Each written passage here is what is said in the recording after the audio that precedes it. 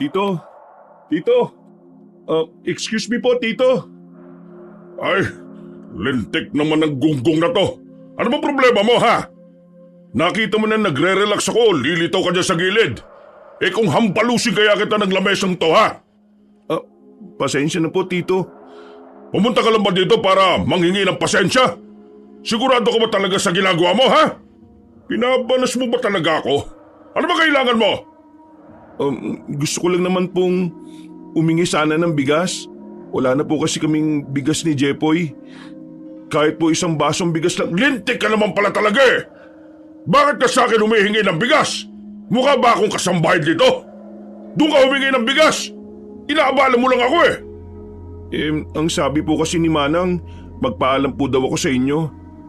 Alam mo ikaw, Miguel, puro ka na lang hingi! Hingi ka lang hingi! Nagtatrabaho ka naman dito! Wala ka bang pera? Tito, maliit lang naman po kasi yung sinasahod ko sa paghahardinero po eh. Sinasabi mo ngayon na mali ang pagpapasahod ko sa mga trabahador ko? Hindi naman po sa ganun. Sinasabi ko lang po yung dahilan kung bakit wala po akong pera palagi. Napupunta lang po kasi sa... Di yun naman. Bakit yun naman po ako sinampal? Ang lakas ng lobong ipamukha sa akin na mali ang ginagawa ko! Sino ka ba para magmarunong? Kung ayaw mo sa sistema ng pagpapasahod ko, abay umalis ka na rito! Si Tito naman, parang hindi nyo naman ako pamangkin yan eh. Wala akong pakialam kung pamangkin kita. Ayoko na masyadong maraming sinasabi. Kung gusto mong tumagal sa mansyon ko, sumunod ka sa sistema ko. Wala ka bang may pagmamalaki sa akin eh, kaya umayos ka? Hindi na nakapagsalita pa ang binatang si Miguel. Hinayaan na lamang niyang pagsalitaan siya ng kung ano-ano ng kanyang tiyuhin. Para kay Miguel, wala rin namang mangyayari kahit na mga tuwiran pa siya. Palaging tama si Don Baron, at kung sino man ang kumukontra rito ay nalilintikan. Nang umalis ang matandang lalaki ay saka lamang naramdaman ni Miguel ang pagtulo ng dugo sa kanyang labi. Malakas kasi ang pagkakasampal sa kanya. Hindi na niya namalaya na nasugatan na pala siya. Palis na sana siya nang biglang dumating ang baklang si Brusca. Bunsong anak ito ni Don Baron. Nakita siya nitong may dugo sa bibig. Kaya naman agad siya nitong nilapitan. OMG! What happened? May bloody-bloody ang lipsi mo, Insen. O maybe sinupukan ni Pudrakels, no? Why? Anong kasalanan mo sa matanders na yarn? Kasi hihingi sana ako ng bigas. Naistorbo ko siya sa pagre-relax niya. Ka, Insen. Di ba I told you, if you want bigas, find me. I will give you more bigas. Nakakaya naman kasi sa iyo eh. Natutulog ka pa, i-istorboin pa kita. Kesa naman na jojombag ka ng bonggang-bongga, di ba? Oh, follow me. Gegetsong kita ng bigas para makalafang na kayo ng broda mo. Insan, bakit ba ang bait mo? Me? Mabait? No. Kung mabait ang Kesh, hindi ang relisyo sa akin ng pudang. Mali ka. Kaya nga siya galit sa iyo eh. Kasi mabait kang tao. Ay nako, angry siya sa akin na malala. Because isa akong Juding, Baklush, Becky and so on and so forth.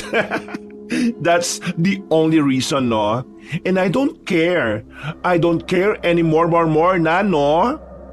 Basta, magpakatotoo ka lang sa sarili mo. Ang mahalaga naman eh, alam mo sa sarili mo ang halaga mo. Ngumiti na lamang ng papilitang baklang si Brusca. Maya-maya ay nakakuha na rin naman ng bigas ang binatang si Miguel. Umuwi siya sa bahay nila. Masaya siya dahil sa wakas, meron na rin silang pangsaing ng kanyang kapatid na si Jepoy. Kuya, buti naman nabigyan ka ni Tito ng pangsaing natin. Pero bakit ka may sugat sa labi? Sinaktan ka ba niya, kuya? Ay nako, wala to. Nauntog lang ako kasi kanina. Kuya, kilala po kita eh. Alam ko po kung kailan ka nagsasabi ng totoo at hindi. Huminga ng malalim ang binatang si Miguel. Alam niyang hindi siya makakapaglihim sa kanyang kapatid. Kaya wala na siyang magagawa kundi ang aminin na lamang ang totoo. Kanina, naistorbo ko kasi si Tito Kaya ayun, nainis na naman. Kaya ikaw, Jepoy ha, kahit na ano pa ang dahilan, wag na wag kang mananakit ng tao. Maliban na lang kung kailangan mong protekta ng sarili mo. Kahit po anong mangyari, hindi ko po gagayahin si Tito.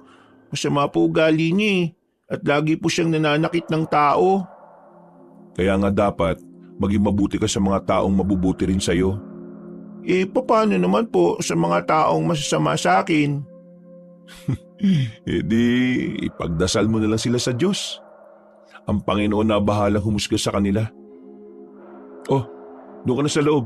Mausukan ka rito. Sinimulan na ng binata ang pagsasalang ng kanilang pagkain. Mga ilang minuto lang naman ay naluto na rin yon. Sabay silang kumain. Kahit nilagang saging at isdang tuyo lang ang kanilang ulam, nagagawa na nilang makontento. Mahirap ang buhay nilang dalawa. Mula nang mawala ang kanilang mga magulang noong kasagsagan ng bagyo, ganito na ang kanilang buhay. Pero hindi yun naging hadlang para sa magkapatid para magpatuloy sa kanilang buhay. Sa katunayan, kahit na inaalipos na sila ng kanilang sariling kamag-anak, patuloy silang lumalaban sa buhay. Oh, Jepoy, dito ka lang ha. Gabi na, wag ka nang lalabas. Sige ka, kapag lumabas ka, baka kainin ka ng aswang. Kuya, totoo po ba talaga ang aswang? Oo, Jepoy, at kakainin nila ang laman loob mo. Tapos, yung katawan mo, gagawin nilang nilaga. Kakainin ka nila. Uy, kuya naman, tinatakot mo naman po ako Hindi kita tinatakot. Totoo mga aswang. Kaya kapag nagpasaway ka, kakainin ka talaga nila. O sige na, aalis na muna ako. Extra lang ako kina Mang Loloy. Manghuhuli kami ng hayop sa gubat para maibenta. Dagdag kita rin yun. Sige kuya, mag-iingat ka po Huwag ka rin makulit kasi baka kainin ka rin ng aswang. Nako, kayang-kaya ko yung mga aswang na yun, no? Natatawa na lamang si Miguel sa kanyang nakababatang kapatid. Naniniwala kasi talaga sa kanya si Jepoy kahit na alam naman ni Miguel sa sarili na kwentong bayan lang ang tungkol sa mga aswang. Hindi siya naniniwala sa mga ganong klase ng nilalang. Yun ang dahilan kung bakit malakas ang loob niyang sumama sa pangangaso kahit malalim na ang gabi. Hindi naman din malaki ang kinikita niya sa pangangaso. Naghahati-hati pa rin kasi sila ng mga kasama niya. At kung minalas-malas pa, mga palakang bukid lang ang kanilang nahuhuli. Pinakamahal na nahuhuli nila ay baboy ramo o kaya naman sawa. Himala yata na hindi ka na late ngayon, Miguel. Kasi tinakot ko na naman yung kapatid ko tungkol sa mga aswang Kaya ayun, pumayag agad na umalis ako. Epektibo talaga yung mga aswang, Mang Loloy no? Ay nako, huwag mong binabanggit-banggit lagi sa bata ang aswang. Bakit naman po? Noong mga bata pa kami, ang sabi ng lola namin sa lolo namin, hindi dapat ginagawang panakot sa bata ang aswang. Ang mga aswang daw kasi madalas na nagpapakita sa mga batang tinatakot. Kumbaga, kakabanggit ng kakabanggit sa aswang, parang naaakit mo silang lumapit sa bata. Totoo naman kaya ang mga aswang? Ay, oo nga pala. Hindi ka nga pala naniniwala, Pero nasa sayo naman yan. Basta ako, naniniwala ako. Sandaling namayani ang katahimikan. Tanging mga kuliglig at huni lamang ng ibon ang maririnig sa kagubatan. Noong mga sandaling yon, magaan naman ang pakiramdam ni Miguel. Palagi siyang positibo sa tuwing may lakad silang ganito. Pero nang makarating sila sa may kakahuyan, meron silang nakitang mga bakas sa malalaking katawan ng puno. Mga bakas ng dugo. Mga bakas ng kalmot na hindi nila malaman kung galing ba yun sa tao o sa hayop. Nakakatinginan lang ang mga ngaso. Maging si Mang Loloy ay sumeryoso na rin. Pero maya-maya hindi na rin nila pinagtuunan pa yun ng pansin. Ha! Sapul ka ngayon! Nagkagulo ang mga ngaso dahil sa isang baboy ramo na napadaan. Tinamaan kasi yun ni Mang Loloy. Nang lapitan nila ang baboy ramo, nakita nilang naghihingalo na yon. Nagdiwang agad sila sa gabing yon. Nang makitang hindi na gumagalaw ang baboy ramo, agad na rin nila itong dinala. Kahit nakahuli na sila, ay hindi pa rin sila tumigil. Nilibot pa nila ang natitirang parte ng kagubatan. Pero makalipas lang ang halos 2 oras, ay hindi na sila nakahuli pa ulit. Naging kontento na lamang sila sa kung anuman ang nakuha nila sa panguhuli. Dakong 3:00 ng madaling araw, umuwi na rin si Miguel. Dala-dala niya ang kinitang 100 piso. Naibenta na kasi kagad sa palengke ang baboy ramo na kanilang nahuli. Papasok na sana siya sa kanilang bakuran nang mapansin niyang may isang lalaking nakatayo sa gilid ng kanilang bakod. Nakatalikod ito, pero kilalang kilala niya ang imahe ng likuran nito. Ito ang lalaking ilang buwan nang hinahanap ng kanyang tiyo Baron. Kuya Ambo, ikaw yan? Unti-unting humarap sa kanya ang lalaki. Sakto pa namang may napadaan na truck sa kalsada kaya natutukan niyo ng malakas na ilaw. Nagtaka si Miguel sa nakita niya. Namumula kasi ang mata ni Ambo. Nangingitim ang labi pati na rin ang ilalim ng mga mata. Kuya Ambo, buti naman nakabalik ka na. Ilang buwan ka nang hinahanap ni Tito eh. Saan ka ba nagpunta? Hindi sumasagot sa kanya ang pinsan niyang si Ambo. Nakatayo lang ito sa harapan niya. Ibang-iba na ito kumpara sa dati niyang nakilala. Kung noon ay madaldal ang binata kahit na may pagkasuplado, ngayon parang ibang tao na ang nasa harapan niya. Lalapitan na sana niya ang lalaki nang bigla namang itong tumakbo. Nang habulin niyo ni Miguel, hindi na niya yun nakita pa. Bigla na lamang yung nawala na parang isang bula. Oh, nasaan na yun? Ang bilis naman nawala nun. Napapakamot na lamang siya sa kanyang ulo. Nagtataka siya kung papaanong naglaho agad ang kanyang pinsan gayong wala namang ibang mapagtataguan sa parting yun ng daan. Umuwi na lamang siya at nagpasya na kinabukasan, ibabalita niya kay Don Baron ang kanyang nakita. Nang sa ganon ay makabawi naman siya sa kanyang mga pagkakamali. Kinabukasan, maagang nagtungo si Miguel sa hardin ng mansyon dahil marami-rami pa siyang gagapasin. Napabayaan kasi ng kanyang partner ang ibang parte ng hardin. Malaki-laki pa naman ang area na yon kaya tsak na maghapon niyang gagawin yon. Nakakainis naman kasi. Kailan magagaling ang sakit ni Jimboy? Ilang araw nang hindi pumapasok eh. Kakayanin ko ba lahat ng dapat ayusin dito? Napapakamot na lamang siya sa kanyang ulo. Dinampot na lamang niya ang mga kagamitan nang biglang meron nagsalita sa kanyang likuran. Uy! Ay, gagi ka! Nagugulat ka naman eh. Kaaga-aga magugulating ka. Kape pa more! Para ka kasing timang eh no? Pero ano, kumusta na pakiramdam mo? Okay ka na ba? Medyo okay na rin. Kailangan ko na rin kasi kumayod eh. Alam mo naman, si nanay may maintenance. Buti na lang at pumasok ka. Tingnan mo pre oh, mas lalong gumulo yung aayusin mo eh. Pero huwag ka mag-alala, tutulungan naman kita. Natapos ko naman na yung ibang mga gagawin ko dito. Nako, maraming salamat pre ah. Pero ano na naman ba nangyari dyan sa labi mo? Eto, nasampal na naman ako ng tsuhin ko. Nairita kasi sa akin kahapon eh. Langya talaga yung tsuhin mo oh. Hindi pa matigok eh no. Uy, bibig mo. Baka mamaya may makarinig sa'yo. Pero may iba tayo.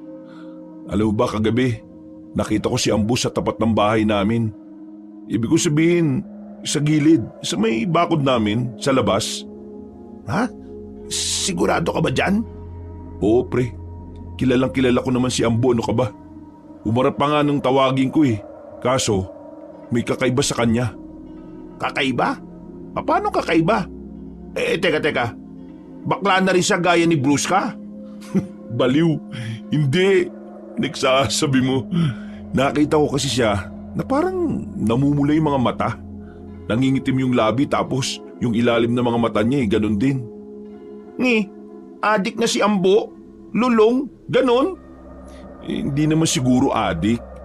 Sabi mo namumula mga mata tapos nangingitim yung ilalim ng mga mata. Di malamang walang tulog yun. Mga adik, ganun. Paano yung nangingitim na labi? Nakipaglaplapan sa pusit. Aba, ewan ko.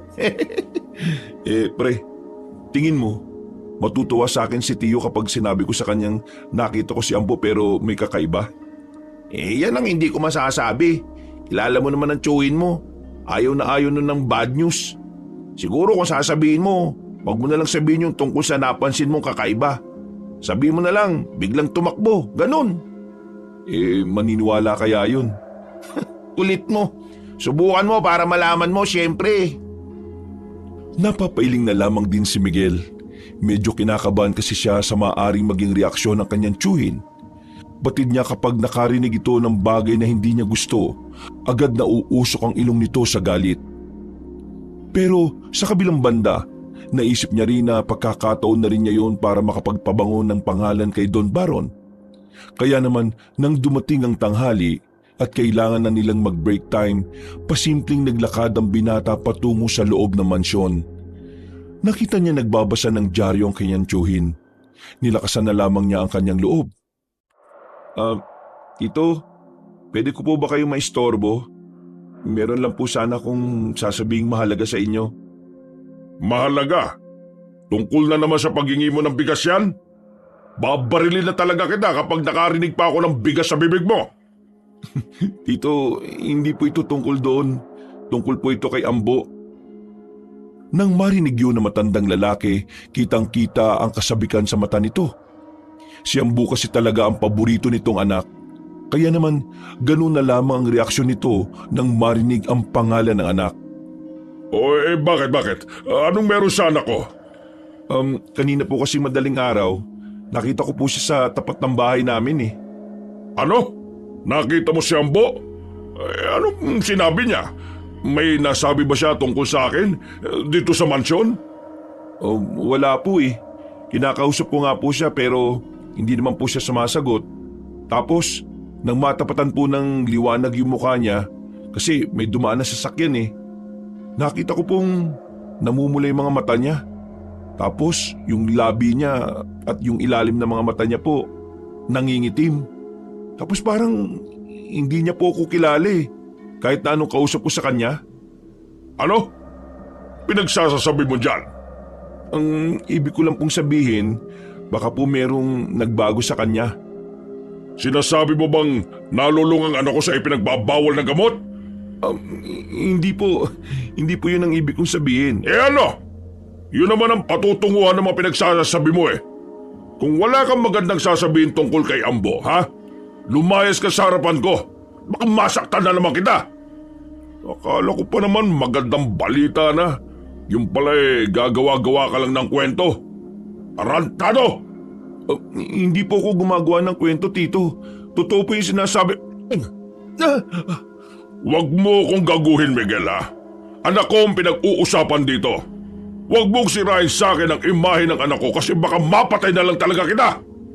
Hindi totoong nagbagong anak ko, tatandaan mo yan. Nagkaroon lang kami ng tampuan pero babalik pa rin siya ng maayos at matino. Sinipa pa ni Don Baron si Miguel nang umalis ito ng sala. Agad namang dumating si Jimboy para tulungan siya na makabangon. Ano ka ba? O naman kasi, sinabi ko naman kasing wag mo nang sabihin yung tungkol sa pagbabago ni Ambo. Sinabi mo pa talaga. Tingnan mo nangyari sa'yo. Di pa nga gumagaling yung sugat mo sa labi, may bago ka na naman. Akala ko kasi matutuwa siya sa ibabalita ko . Ano matutuwa? Kahit na sinong ama kapag ganun yung narinig, magagalit talaga, no? Tumungo na lamang sila sa hardin at doon na lamang sila kumain. Huminga ng malalim si Miguel. Natulala na lamang siya dahil hindi niya rin talaga inakala na gano'n ang mangyayari. Mga ilang sandali lang, natapos na rin nila ang kanilang ginagawa. maaga silang nakaalis ng mansyon. Noong mga sandaling yun, dadaan na muna ang magkaibigan sa bahay ni Mang Loloy. Hihingi sila ng langis na makakatulong sa mabilis na paggaling ng sugat ni Miguel. Nako, ginawa ka na naman punching bag ng tsuhin mo? Ito kasing si tropa ko eh. Ayaw pa humanap ng ibang trabaho. Alam mo namang malaki pa ang pagkakautang ko kay Tito. Sa kanya ko hiniram yung perang pinampaggamot ko kay Jepoy nung nakaraang taon, hindi ba? Ay, mahirap talaga kapag may utang. Parang tinatalian ka niya sa leeg eh. Ginagawa kang hayop. Kaya kapag natapos ka na sa utang mo, wag ka nang mangungutang ulit sa kahit na sino. Kahit na kailangan mo pa. Paano kapag tungkol sa kalusugan? Wala akong pera, wala po akong magagawa. Mangungutang ulit ako. Ay nako, di magsumikap ka. Maghanap ka ng trabaho at umalis ka dyan sa poder ng tsuhin mo. Tandaan mo huwag kang aasa sa ibang tao kahit sa pamilya mo pa. Mabuti sana kung mabubuti ang mga kamag-anak mo. Hindi naman. Mabait naman po si Brusque. Yung tatay lang talaga niya yung hindi. Wala rin namang magawa si Brusca. Di ba ayaw na ayaw sa kanya ng tatay niya kasi bakla siya. Wala rin mangyayari kung sa kanya ka aasa. Asahan mo na lang ang sarili mo.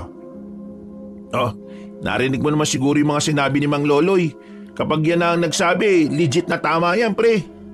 Ay, kung makalegit ka dyan nagsasabi lang ako ng nakabase sa mga karanasan ko. Opo, maraming salamat po, Mang Loloy. Pero meron pa po ba kayong langis na magpapabilis ng paghilom ng sugat? Langis? Ay, meron pa naman. Pero ipagsibak niyo muna ako ng kahoy. Hirap na ako magsibak eh. Sibak lang pala. Nagtatabas nga kami ng damo maghapon eh. Iyan lang sibak. Chicken feed yan. Kung gusto nyo, kayo na rin na magluto. Sige po. Ano po bang lulutuin? Bumili ako ng baboy dyan. Isigang mo para mauwian mo rin ng ulam si Jepoy. Uy, ayos. Maraming salamat po. Sinigang na baboy ramo yan. Pakuluan ninyo ng matagal para lumambot Kahit na papaano ay gumaan na rin ang kanyang pakiramdam. Masaya siyang kakwentuhan ng dalawa. Kahit na hindi nila kaedad si Mang Loloy, nagagawa nitong makasabay sa mga trip nila. Mag-isa na lamang ang matanda sa buhay mula nang iwan ito ng mga anak para mag-asawa. Hindi na bumalik kahit na kailan. Ang asawa naman ito nagtungo ng Maynila at magsasampung taon na ring hindi nagpapakita kay Mang Loloy.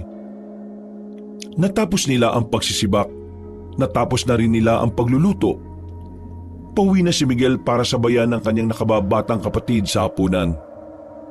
Sigurado ka bang hindi ka sasabay sa amin Hindi na po.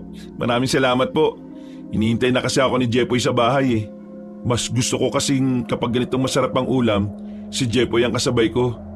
Ayaw ko rin po kasing kumakain ng mag-isa ang kapatid ko eh. Ay, kung sa bagay, magandang ang nagsasabay kayo palagi.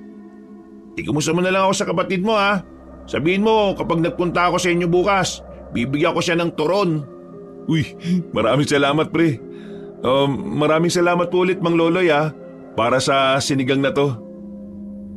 Habang naglalakad si Miguel sa tahimik na gabi, ay nako, paniguradong marami na naman makakain si bunso nito.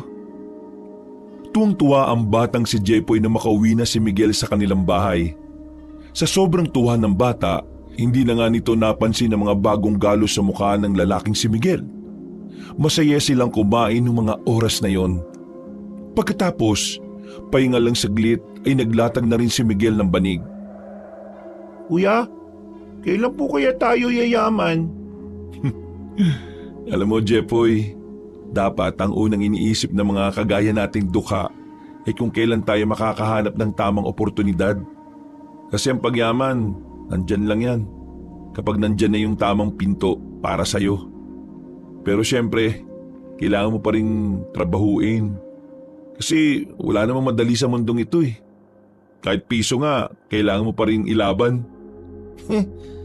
Mahirap po pala yumaman, kuya, no? Maging mahirap na lang tayo para hindi mahirap yumaman. Kapag naging mahirap ka habang buhay, mahirap talagang yumaman.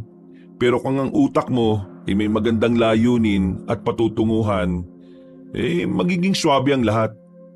Hindi madali, pero ang mahalaga, alam mong may pupuntahan at direksyon.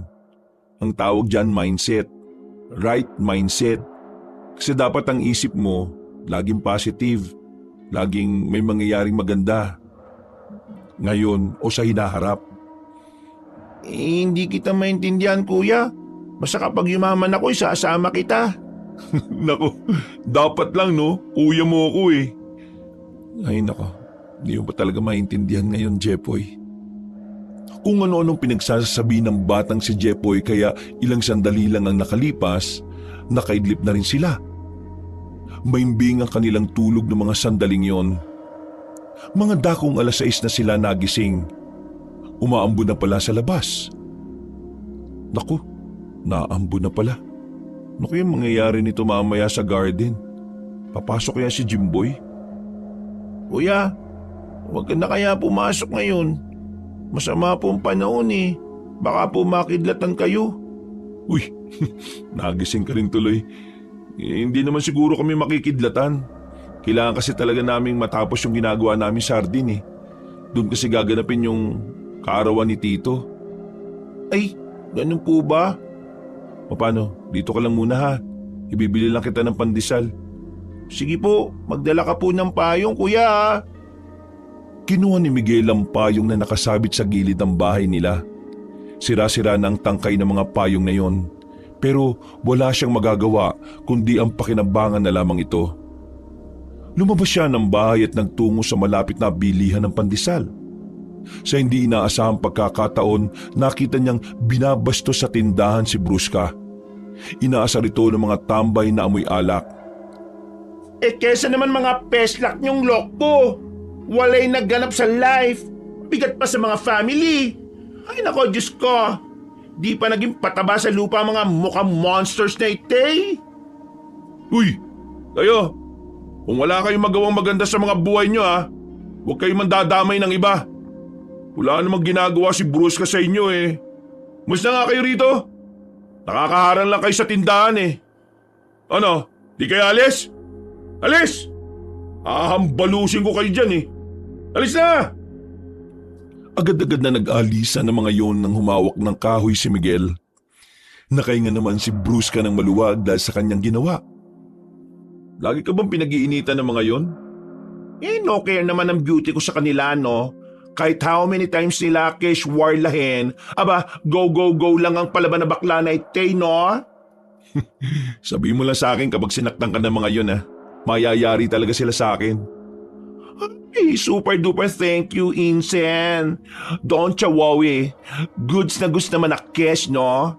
Kaya ko ang self ko. Kung hindi, edi tegi. Ay, siya nga pala, Bruska. Si Ambo, nakita ko sa amin noong madaling araw. Munti ka na mabitiwan ng beke na si Bruska ang hawak-hawak nitong pagkain. Nabigla ito hindi dahil masaya itong malaman ng bagay na yon, kundi dahil natataranta ito sa posibilidad na makakasama na naman niya ang kanyang kuya. Oh, bakit hindi kaya masaya? How can I be happy? Siya yung mini-mini pudang. Akala mo good boy ang Totoy? No! Pag wala siyang magawa, ako yung punching bag ng loka. Ha? Talaga? Parang hindi ko naman nakikitang ginagawa niya yun. Malamang, don't niya ipapashow sa madlang people ang kanyang lihim na personality. Kaya ang aking beauty, bugbog ng brother kong enemy. Mali pa lang pagkakakilala ko sa kanya. Akala ko suplado lang siya. See? Hindi mo siya nose ng fully, no? Kung truth man na side song mo siya, nako, finish na naman ang beauty cash. Baka jombagin ng malala na naman ako ng Totoy na yon. Kapag ginaganon ka niya, matuto ka kasing lumaban. Hindi ka niya masasaktan kapag alam niyang kaya mong pumalag eh. Sos, ikaw nga Doon ka naman makafight kay Pudra. Kahit lagi ka niyang hina-hurt. Do ka ba? Iba naman yun. Wala akong choice eh. Kapag lumaban ako, mawawalan ako ng trabaho. At kapag nawalan naman ako ng trabaho, paano naman si Jepoy? Ako lang naman ang inaasahan niya. Isang malalim na paghinga na lamang ang kanyang ginawa. Nang matapos ang kanilang pag-uusap ay agad naman silang naghiwalay ng landas. Binalikan na lamang niya ang kanyang kapatid at sabay na rin silang nag-almusal. Pagkatapos kumain ay nagtungo na rin si Miguel sa mansyon para magtrabaho. Naroon na si Jepoy ng mga sandaling yon. Nasa garden pero hindi makapagsimula ng trabaho. Tahimik lang, parang balisa. Kaya naman ipinagtaka na yun ni Miguel. Uy, anong problema? Pre, mukhang totoo nga yung sinabi mo. Totoo nga, Len. Si Ambo, bumalik na. Ibang-ibang kilos sa tugali. Pati yung sinasabi mong namumula yung mga mata. Totoo. Yung nangingitim ang labi at ilalim ng mga mata. Totoo rin. Namumutla rin ang buong katawan. Akala mo hindi naaarawan eh. Tapos, para siyang maaagnas na. Maging si Miguel din ay nahiwagaan ng mga sandaling yon dahil sa kanyang mga nabalitaan. Maya-maya pa, naririnig na niya ang malakas na boses ni Ambo sa loob. Para itong naghahanap ng makakain, nagdatabog, nagwawala. Oh, narinig mo yung mga pagbabasag ng mga gamit niya? Oh, ganyan na siya. Para siyang ibang tao na. Ano kaya nangyayari sa kanya? Bakit para siyang naging siraulo? Suplado lang naman siya dati, di ba? Nagtataka nga rin ako eh. Hindi naman siya mukhang adik, pero halatang merong nagbago talaga sa kanya. Nung umagang yun, hindi nakafocus ang magkaibigan sa kanilang ginagawa. Kada galaw kasi nila ay maririnig nila ang tinig ni Ambo na laging nagagalit. Hindi nila marinig ang tapang ni Don Baron. Kaya noong mga oras na yon, nababahala na rin ang dalawa na baka mapagbuntungan sila ni Ambo. Kaya naman, mas binagalan nila ang kanilang pagtatrabaho para nasa hardin lang sila. Mga bandang hapon, Bigyan niyo ako ng ilaw na manok! Nagugutom ako! Nagugutom ako! Hoy! Ano bang tinitingin-tingin niyo dyan, mga kasambahay? Kumuha na kayo ng kung anong gusto ng anak ko! Mga inutil! Bilisan niyo kumilos! nang marinig ni Miguel at Jimboy yon, ay dali-dali silang sumiksik sa gilid ng halamanan. Natatakot sila na baka makita sila ni Ambo. Alam nilang pagtitripan sila nito sakaling pumunta si Ambo sa garden. Nang sumilip sila, nakita nila si Don Baron at Ambo na patungo nga sa kanilang kinaroroonan. Pinagpapawisan na sila, pero biglang dumating ng mansyon ang baklang si Brusca. Hoy! Kapatid! Halika nga! Namiss kita sobre. Saan ka ba galing at bakit ngayon ka lang? Kanina pa kita iniintay ah. Diyos ke, nandito ka na Mers. Way so smelly ng hininga mo, Bex. Malansa. Para kang fish na walay ligo. Hoy! May sinabi ba akong pwede ka sumagot ng ganyan sa akin? May sinabi ba ako? Nagulat sila Miguel at Jimboy nang makitang biglang hinawakan ni Ambo sa leeg ang kapatid nito. Malakas nitong idinikit sa pader si Brusca. Uy, ano gagawin mo? Tutulungan ko si Brusca. Baliw ka talaga. Yaman mo na silang magpamilya. Baka madamay ka pa. Hindi ko kayang makita na ganyan, pre. Tingnan mo si Tito, oh. Wala siyang pakialam. Iisipin mo na lang ang kapatid mo. Uy! Hindi na nagpapigil ang binatang si Miguel. Lumabas na sila sa kanilang pinagtataguan at matapang na lumapit doon. Nang makita siya ni Ambo, ay saka lamang binitiwan si Brusca. Tsaka mong person ka, yayakapin mo na lang Kesh sa liig pa. Ambo, hindi naman yata tama yung ginagawa mo sa kapatid mo. Oh, Miguel! Nagkita tayo nung madaling araw, di ba? Ay teka, bakit ka pala nakikialam sa aming magkapatid? Gusto mo ba na sa'yo ko na lang gawin yung ginagawa ko sa kanya ngayon? Hindi naman sa ganon. Ang sa akin lang, wag naman sana kayo magsakitan. Kawawa naman kasi si Brusca. Hindi naman kasi lalaban sa inyo yan. Kaya gusto mong ikaw na lang ang lumaban sa akin? Mukhang magbitaw ka eh. Hindi naman sa ganon, Ambo. Hoy! Ikaw!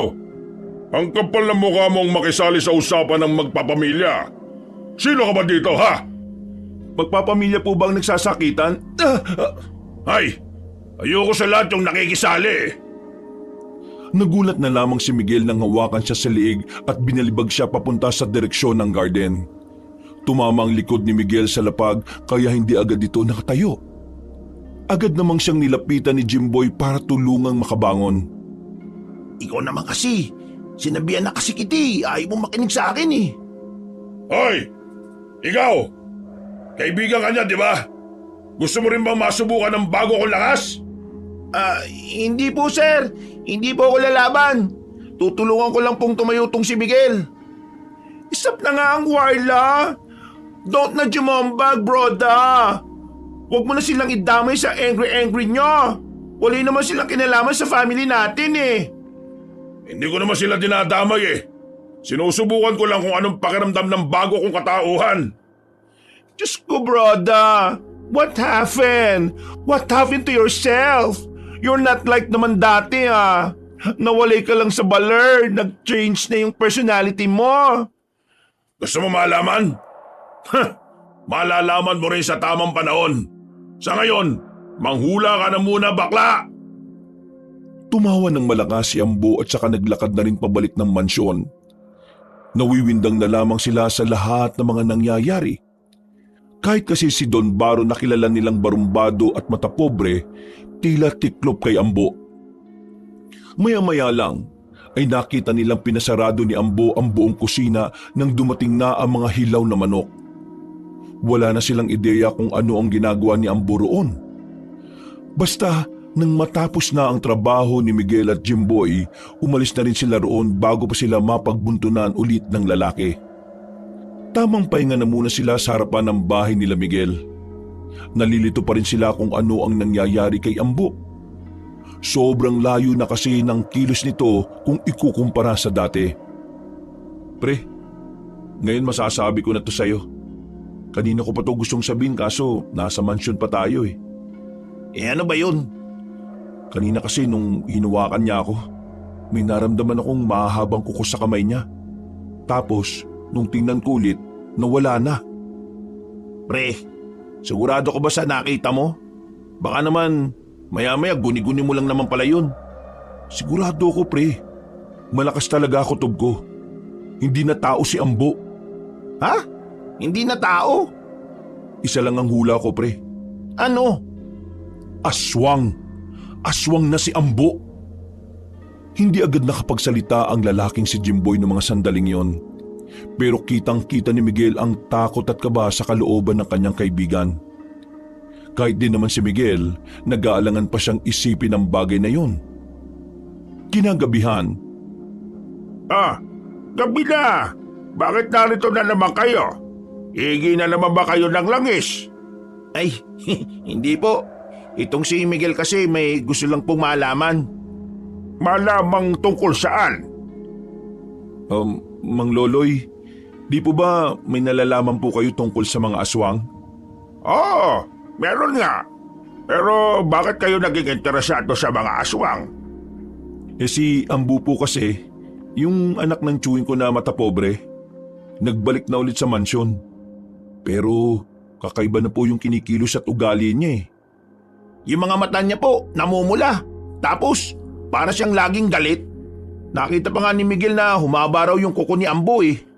At ang mas nakakapagtaka pa po, nagpakuha pa ng mga hilaw na manok si Ambo. Tapos, dinala sa kusina. Isinarado yung kusina. Pagkatapos, wala namang pagkain na niluto. Mang Loloy, posible po bang aswang na si Ambo? Sa sinabing yun ng dalawa, sandaling natigilan ng matandang lalaki. Umupo ito sa hagdanan. Napatingin sa ibaba at parang malalim ang iniisip. Ang magkaibigan naman ay nag-aabang lang ng sasabihin ni Mang Loloy. Alam niyo, hindi ako eksperto sa mga ganyang bagay, ha? Pero may nagsabi sa akin ng mga kakilala ko noong nasa Aklan pa ako. Ang sabi, ang isang tao pwede naman daw maging aswang. May dalawang uri kasi ng pagiging aswang eh. Yung isa, natural.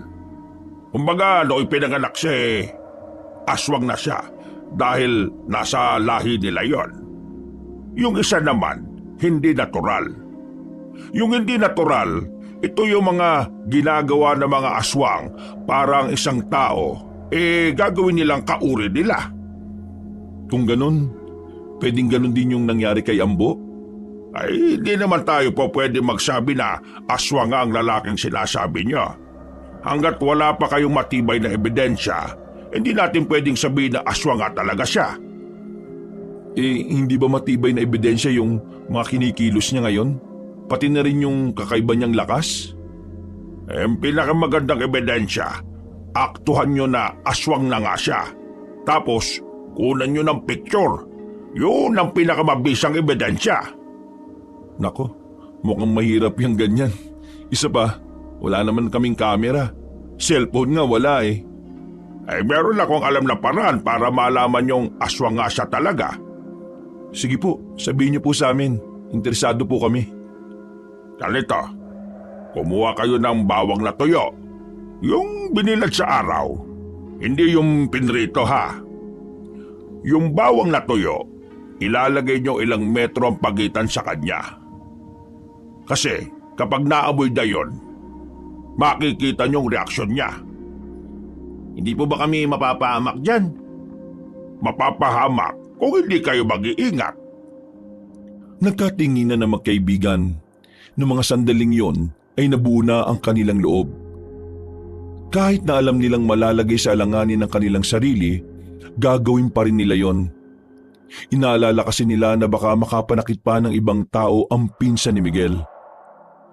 O ganito ang gagawin niyo kung sakaling aswang nga yung pinsan mo, Miguel. Kapag natapos yung ilagay yung bawang, umalis na kagad kayo at huwag na muna kayong pumunta sa mansyon. Dahil maamoy niya yung bawang sa kamay ninyo. Sige po, maraming salamat po Mang Loloy. Tatandaan po namin yung mga sinabi ninyo. Hindi na rin naman sila nagtagal sa bahay ni Mang Loloy at umuwi na rin sila. Pagdating ni Miguel sa kanilang bahay, inabutan nila si Brusca sa tapat nila. Nasa labas ng bakuran, umiiyak at mayroong sugat sa bandang braso. Vincent! Help me! Oh, bakit ka umiiyak? Teka, anong nangyari dyan sa braso mo? Sinaktan ka ba nila? Vincent, I think Kuya is a monster! Teka, anong nakita mo? Kanina, while talk show kami sa aking room, humaba ng bongga ang kanyang Kuko Martin. Kinalmot mi sa pes pero nakailag akis. Kaya sa braso akis tinamaan. Masyukit nga Huli ka na nga muna. Dito tayo sa bakuran namin. Gagamutin ko muna yan tapos mag-usap tayo tungkol dyan kay Ambo. Inalalayan niya ang binabae papasok sa kanilang bakuran. Noong mga sandaling yun, agad na kinuha ni Miguel ang kanyang panggamot na bigay din ni Mang Loloy. Nang masiguro nilang nakatulog na si Jepoy, dito na sinabi ni Miguel ang halos pareho nilang napapansin kay Ambo. Alam mo, sa totoo lang, nakita ko na rin yung sinasabi mo. We, hindi nga. Oo, kanina. Ang lakas din ng kuya mo. Hindi na siya pangkaraniwan. Sobrang laki ng pinagbago niya mula nang mawala siya. What you think? Hindi ko alam kung maniniwala ka, pero ang hinala namin ni Jimboy, aswang ang kuya mo. Ay, Jiske, sabi ko na nga ba Uy, shh, maingay. Ang magising si Jepoy. Teka, ibig bang sabihin, pinaghihinalaan mo rin siyang aswang? Oo, Insen. Yun nga ang umenter sa aking brain center Ha? Brain center? Basta, sa aking utak. Oh, okay na. Kung tingin mo pala aswang yung kuya mo, may bala ka bang malaman kung ano ang nangyari sa kanya? Yes naman, no? Pero I need to talk to our mudra. Kakausapin mo si Tita Fatima? Want mo ba gumora? Ipapalam ko muna kay Mudra Kels kung ano yung nangyayari sa kanyang panganay Kels. Yang kaso, walang may iwan kay Jepoy No problem. Isama mo ang bagets. Okay lang ba yun sa'yo? Oo naman no. Hindi naman wire lang mudra unlike pudra. Laging angry ang thunders na yon. O sige, bukas, pagkatapos ng trabaho namin sa garden, gabi na tayo umalis para hindi makalata ang kuya mo o ng tatay mo. Okay, pero uy, super duper thank you sa paggagamot sa akin ha. Medyo goods na ang bakla ulit. Wala yun. Para saan ba naging magpinsan tayong dalawa? Nung gabing yun, tila naging palaisipan pa rin kay Miguel ang mga dahilan kung bakit tumantong sa ganun si Ambo. Sa pagkakaalala niya kasi, bigla naman itong umalis ng mansyon ng walang pasabi. Wala itong naging senyalis ng kahit na anong pagiging aswang. Kaya sa palagay ni Miguel, meron napuntahang lugar o nakilala mga taong binatang si Ambo na maaring yun din ang naging dahilan. Kinaumagahan, nagising si Miguel hindi dahil sa ingay ng mga tilaok ng mga manok, kundi dahil sa ingay ng batang si Jepoy. Nang bumangon ang lalaki, nakita na niya si Ambo na nasa loob ng kanilang bahay. Nakaupo sa harapan ng lamesa at merong kinakain na hindi niya naman matukoy. Ay, magandang umaga sa pinsan kong may malasakit kay Brusca.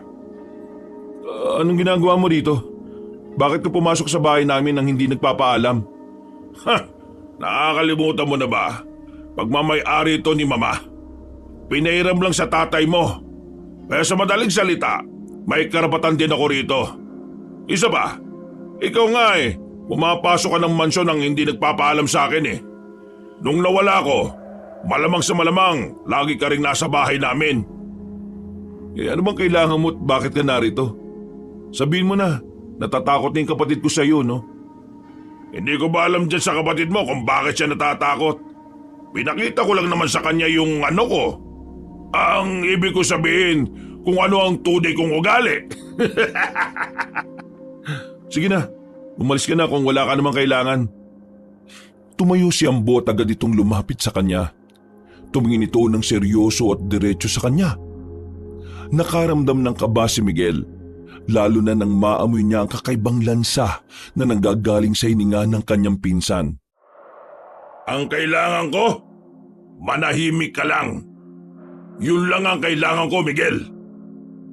Manahimik? Hindi kita maintindihan.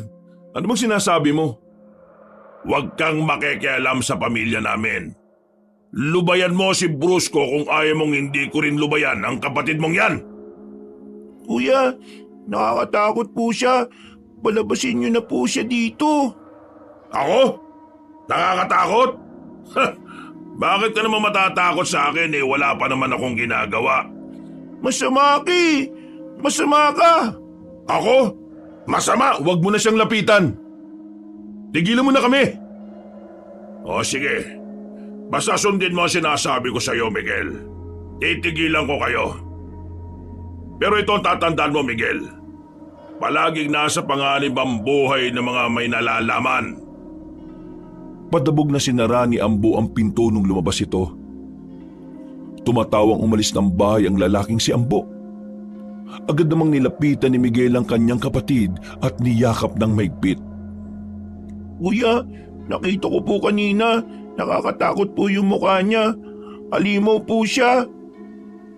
Kung ano man ang nakita mo, huwag mong ipagsasabi sa iba ha. Huwag ka mag-alala, narito naman si kuya . Ako ang bahala sa iyo. Magmula ngayon, hindi na kita iiwan na mag-isa rito sa bahay. Salamat po kuya. Takot na takot po kasi ako . Awang-awa ang lalaking si Miguel sa kanyang kapatid noong mga sandaling yon. Pero dahil sa mga sinabi nito, dito na niya napagtanto na totoong aswang nga talaga si Ambo. Hindi pumasok sa pagtatrabaho sa hardin si Miguel noong mga oras na yon. Sa takot niya, kinuha niya si Jepoy at dinala niya muna ito kay Mang Loloy. Sigurado ka ba na hindi ito iiyak sa akin, ha? Hindi naman po. Kilala na po kasi kayo ni Jepoy. Kasi minsan nakukwento kita sa kanya . Ay, mabuti naman kung ganon. Jepoy, pasok nga muna sa loob. May pag-uusapan lang kami ng kuya mo, ha? Sige po, Mang Lolo. Loloy yon, Loloy. May letrang Y sa dulo. Sige na, pasok na. Pagkapasok ni Jepoy at pagkasara niya ng pinto, Tungkol ba sa aswang kaya dinala mo rito ang kapatid mo?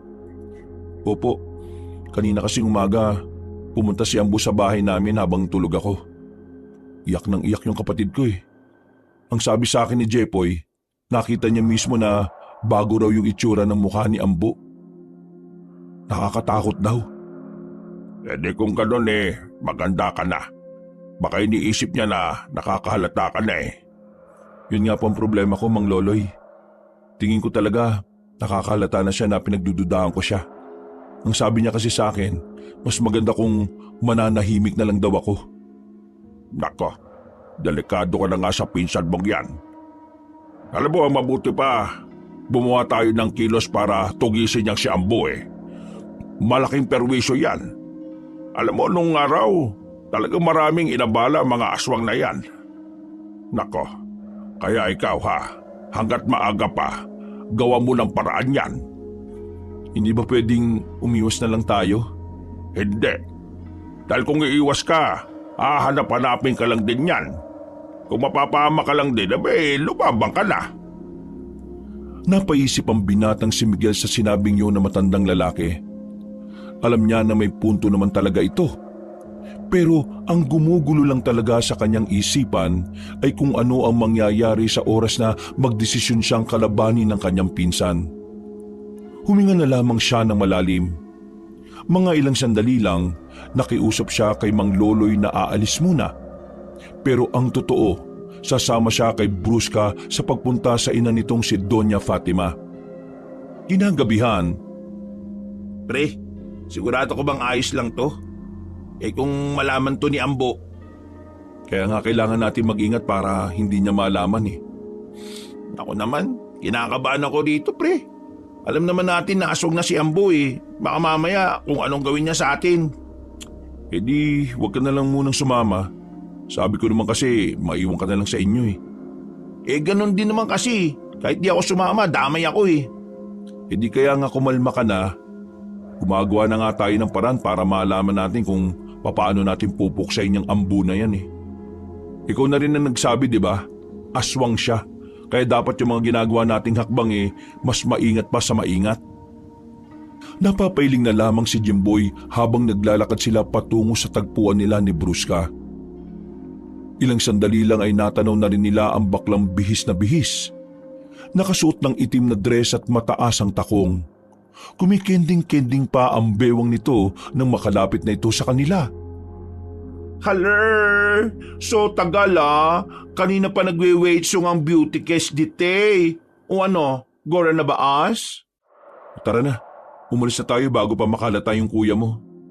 Okay, Aura. Nagmamadali silang naglakad patungo sa sakayan. Maswerteng walang nangyaring masama noong mga sandaling yon. Nakabiyahe sila at ilang minuto lang tumigil na ang tricycle sa harap ng isang malaking gate. Grabe, nakatira dyan si Doña Fatima. Mayaman din talaga ang mama mo no? Buti na lang talaga, naghiwalay sila ni Don Baron. Rich girl ang peg ng Mudrakels ko. Good thing, di siya pumayag na maging under ni Pader. Sana may alam ang mama mo kung bakit nagkagano ng kuya mo. Para manos natin, gora na as. Let's enter the dragon. Agad naman silang pinapasok ng mga bantay sa malaking gate. Hasyendang estilo ng lugar na yon. Kaya na makapasok sila sa gate ay kinailangan pa nilang maglakad ng halos 5 minuto. Hindi nagtagal, narating na rin nila ang pinakamansyon. Sandali pa silang sinuri ng mga gwardya. Pero nang magpakilala si Brusca, mabilis silang pinapasok. Inalalayan pa sila ng ilang kasambahay na naroon. Mudrakels! Nandito na sa baler ang lukalukang haler! Nagtawanan ng mga kasambahay. Tumigil lang ang mga yon nang biglang lumitaw ang Donya sa hagdanan. Napayuko si Miguel bilang paggalang. Bustura pa lang kasi na matanda.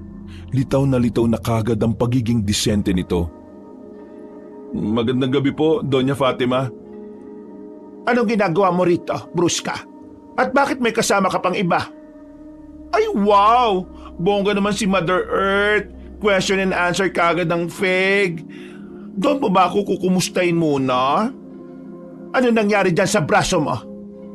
Well, ito'y parte ng sadya namin dito. It's all about Ambo. At kayo? Ako po si Miguel. Pinsan po ni Brusca at Ambo. Anak po ko nung taong pinahiraman niyo po ng bahay. Yung bahay po hanggang ngayon po gamit-gamit pa rin namin. Ako naman po si Jimboy. Kaibigan po nila ako. Nandito po ako kasi isa din po ako sa nakasaksi ng pagbabalik ni Ambo. Sige, maupo kayo. Suminya sa matanda sa mga kasambahay para pagandaan sila ng pagkain. Sumandal ang matandang babae sa sofa at sandaling napabuntong hininga. Anong kailangan nyo at nandito kayo sa pamamahay ko? Mudang, want lang sana namin ask if meron ka bang nose kung bakit naging tuleg ang aking broda? Di ba nung nawali siya sa mansyon, pinaghahanap mo rin ng loko? Mudang, tell me, is there any information that we can use in our mission consummation? Bakit? Ano bang nangyayari kay Ambo? Miguel, Gora, tell the storytelling to the thunders. Ganito po kasi yon, Doña Fatima. Nung nakaraang madaling araw, nakita ko po siya. Pero nahalata ko na kagad na may kakaiba sa kanya. Tapos, nung nagbalik na siya sa mansyon, nag-iba na po yung ugali niya. Matapang, parang palaging galit kapag gutom. Tapos, ang nakapagtataka pa po, ang lakas-lakas niya. Nagawa niya nga po kung ibalibag gamit lang ng isang kamay. Hindi po kayo maniniwala pero nakita po namin na humahaba yung kuko niya. At yung mga mata, nanlilisik tapos kulay pula. Para siyang aswang. My gosh, Mudrakels, Pentakels, nosong mo rin? Nang pinahanap ko siya, nakita na siya ng mga tao ko. Nasa iisang lugar daw siya na kung saan mga aswang ang naroroon. Na-recruit ang kuya mo kasama mga kaibigan niya. Pero yung mga kaibigan niya raw, tinangkang tumakas. Pero siya, ginusto niyang maging kagaya ng mga aswang. Ay Diyos ko, why naman Delilah na pumayag siya na maging monster? Rebelde ang kuya mo noon pa. Matagal na niyang gustong magrebelde sa amin ng papa mo dahil naghiwalay kami. Ang nakikita kong dahilan kaya sa sumali sa mga aswang ay para magkaroon siya ng lakas at kontrol sa mga bagay na gusto niyang makuha. Pati na rin ang mga taong gusto niyang kontrolin at guluhin. Doña Fatima, delikado po si Ambo. Ngayon na kami palang nagagawa niyang saktan, ramdam na kagad namin na magiging banta siya sa buhay ng marami. Alam ko, kaya nga pinakilos ko na ang iba kong mga tauhan. Ang kaso, sa kasamaang palad, nagkaroon sila ng problema. Nang magbalik sila sa lugar ng mga aswang, wala na silang inabutang buhay. Patay na ang mga aswang, at ang pumatay sa kanilang lahat ay si Ambo mismo, ang kuya mo. Ay wow! Angas ng aurahan ni Broda ha? Why naman niya ginawa yon? Bad doing na yon. Ang hinala ko, gusto niyang siya ang maging pinuno ng mga aswang. Malamang yan, bubuo siya ng sarili niyang grupo. Hindi ko pa alam kung ano ang plano ng kuya mo. Ang tingin ko, ginagawa na lang niya yon dahil sa tawag ng pagiging aswang. Ano po kaya yung pwede nating gawin? Patahimikin si Ambo. Mudang? Are you serious? Wala naman na tayong magagawa. Kung hindi natin siya papatayin, maraming buhay ang mapapahamak. Kaya habang maaga pa, kailangan natin gumawa ng paraan. May naisip na po ba kayo? May nakausap akong albularyo. May alam siya kung paano papaslangin ang mga aswang. Bukas na bukas, total narito na rin naman kayo.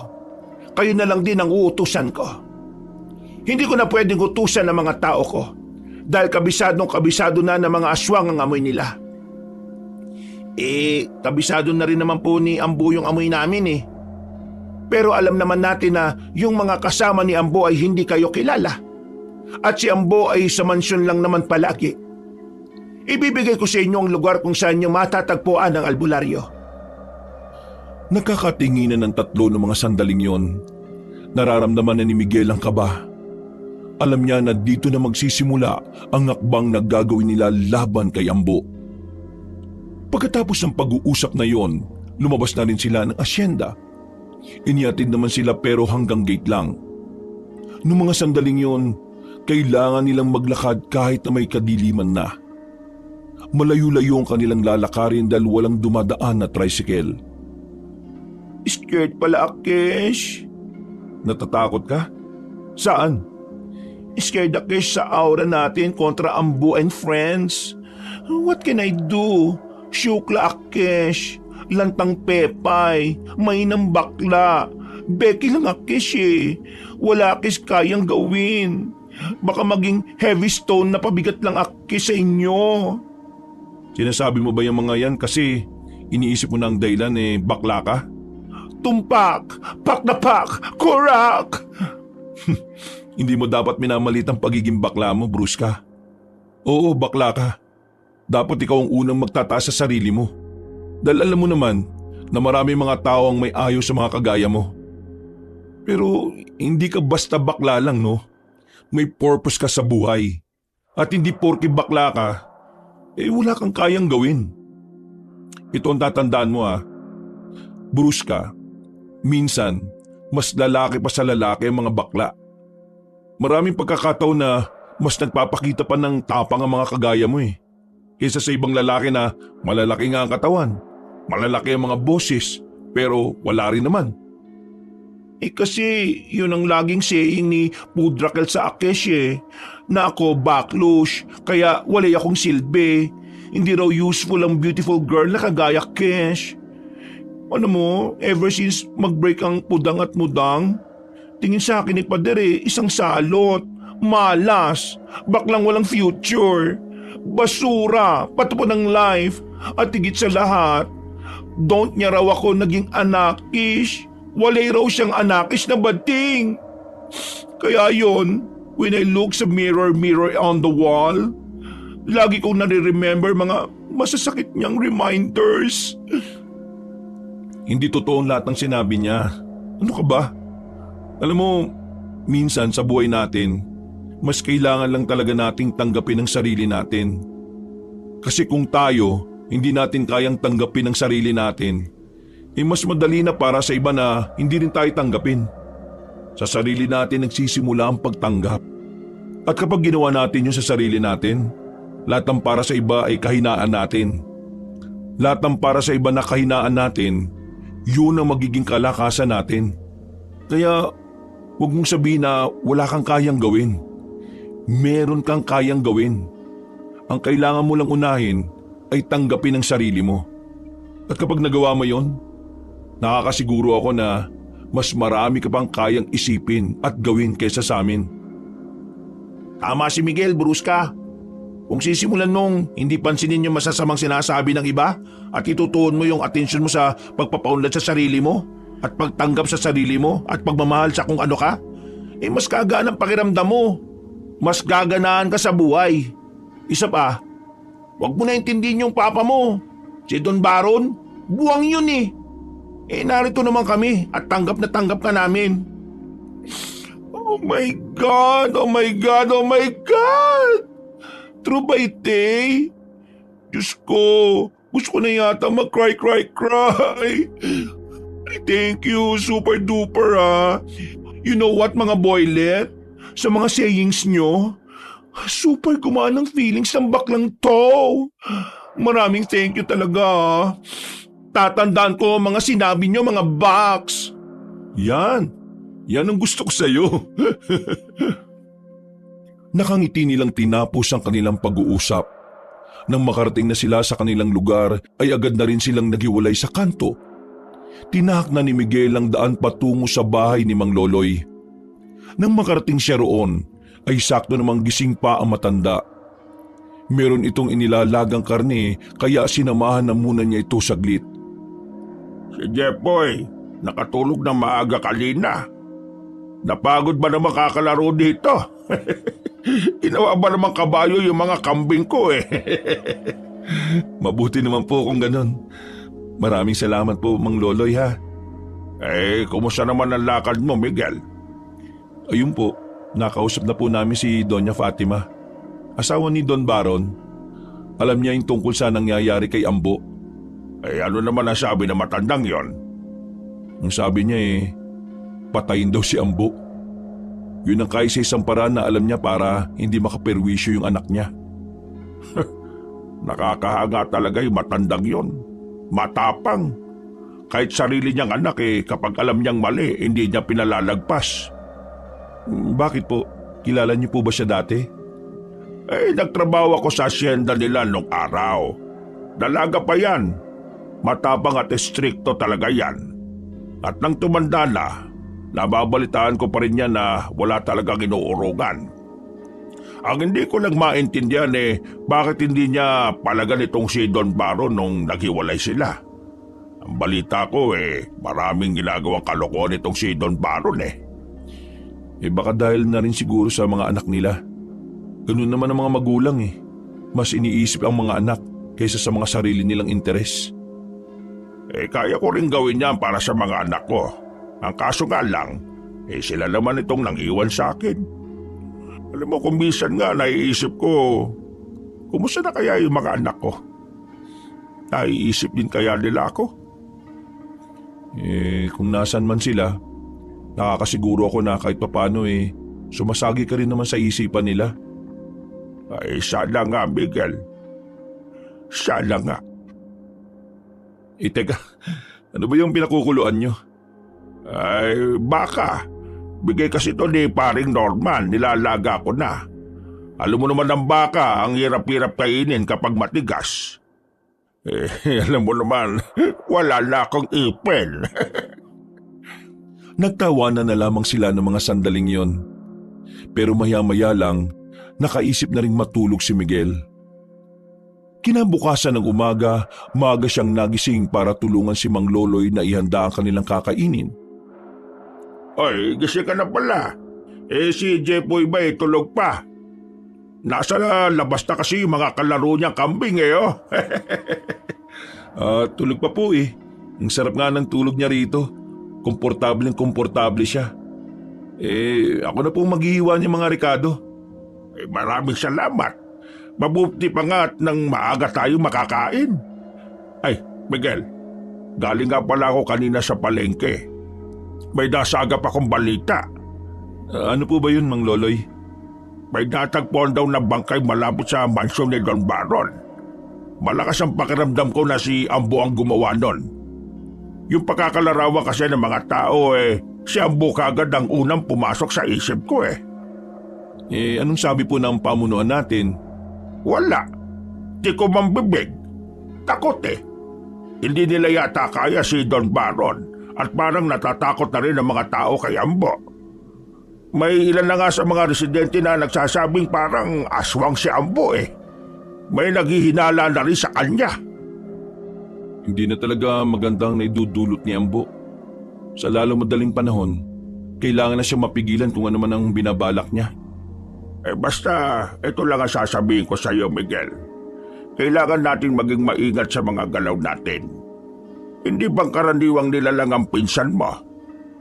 Magaling bumasa ng mga kilos sa mga aswang. Isang pagkakamali lang maaaring merong mapahamak sa atin. Hindi po ako nakakalimot sa mga kaya niyang gawin. Tatandaan ko po mga sinasabi ninyo. Isang malalim na paghinga ang nagawa ni Miguel. Pero aminado siya na sa mga nangyayari, unti-unti na ring nasisira ang sistema ng katatagan niya. Para bang nilalamon siya ng takot. Pero iniisip na lamang niya ang kanyang nakababatang kapatid. Si Jepoy ang pinakadahilan kung bakit ginagawa niya ang lahat ng iyon. 2 araw pa ang nakalipas. Kinailangan ni Miguel na bumalik ng mansyon para magtrabaho. Napagtanto kasi nila na hindi sila basta-basta dapat umalis dahil pwedeng maginala sa kanila si Ambo. Kaya naman, kahit na alam nilang delikado, nagtungo pa rin sila roon para magtrabaho. Pre, kanina nakita ko si Ambo. Galing siya sa labas.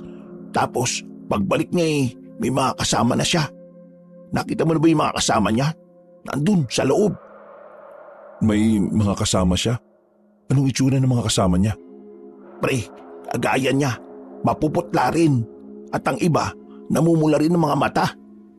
Hindi kaya dinadala na niya rito yung mga kasamahan niya? Yung ginawa niyang grupo ng mga aswang? Walang niyang buhay to. May kadimonyoan yatang mangyayari kapag mas dumami pa sila sa mansyon. Tingin ko, kailangan natin makausap si Tito. Kailangan natin siyang makumbinsi na hindi na si Ambo gaya ng dati. Nako, kalokohan niyang gagawin mo, pre. Mas lalo ka lang mapapahamak. Kailan ka ba pinakinggan ng tiyo mo? Di ba kahit na kailan, hindi naman naniwala sa'yo yung matandang yun? Ay, kung sa bagay, may tama ka naman. Maya-maya, may narinig silang sigawan ng mga babaeng kasambahay. Naalarma ang magkaibigan nang marinig nila ang mga sigawan na yon. Sandali nilang binitiwan ng kanilang mga hawak na gamit. Pasimple silang sumilip sa mansyon. At doon nakita nilang nagtakbuhan ng mga kasambahay palabas. Takot na takot ang mga yon. Base sa mukha ng mga kasambahay, parang nakakita ang mga yon ng hindi pangkaraniwan. Hoy! Saan kayo pupunta, ha? Ambo, ano bang ginagawa mo sa mga kasambahay natin? Papa, huwag ka na magkunwari na may malasakit ka sa kanila. Dahil ang totoo, basura lang din naman ang tingin mo sa kanila. Oo nga, tama ka naman. Pero ang inaalala ko, ikaw, paano kung magsumbong ang mga yun sa kung sino-sino at papag-initan ka na naman dyan? Natatakot ka ba sa kanila, Papa? Hindi ba sinabi ko na sa inyo kung ano ako at kung ano ang kaya kong gawin? Hindi nila ako kakayanin. Lalo na ngayon, unti-unti ko nang nabubuo ang samahan na pinaplano ko. Yung bang mga kasama mo, mga kagaya mo rin ba sila? Tama ka, Papa. Kagaya ko nga rin sila. At dadami pa yan sila dito. Itong mansyon, ito ang magiging lungga namin. Anak, tanggap kita kung ano ka pa. Pero hindi naman maganda na dito mo sila dadalhin. Anak, malalagay tayo sa alanganin. Ang latang meron tayo, negosyo at wala akong pakialam. Wala na akong pakialam sa pera. Ang iniisip ko na lang ngayon, kapangyarihan. Aangkinin ko na tong baryo na to. Di ba, ikaw rin naman na nagsabi sa akin. Kailangan ko ng kapangyarihan para magawa ko lahat ng gusto ko. Ito na yun, Papa. Ginagawa ko na ang mga pangaral mo sa akin. Kaya ikaw bilang ama, kailangan mo ko suportahan. Kasi kung hindi, ipapakain din kita sa mga kasamahan kong gutom. Hindi na nakapagsalita pa ang matandang lalaki. Napapalunok na lamang ito ng laway. Ang dating maangas ay tila naging maamong tupa na sa harapan ng sariling anak. Habang si Miguel at Jimboy naman, malakas na rin ang tibok ng kanilang puso. Hindi nakala na kahit ang sariling ama ay kayang pagbantaan ni Ambo. Bumalik na lamang sila sa kanilang ginagawa at hindi na muli pang nakiusyoso pa. Bandang 5:00 na sila ng hapon natapos.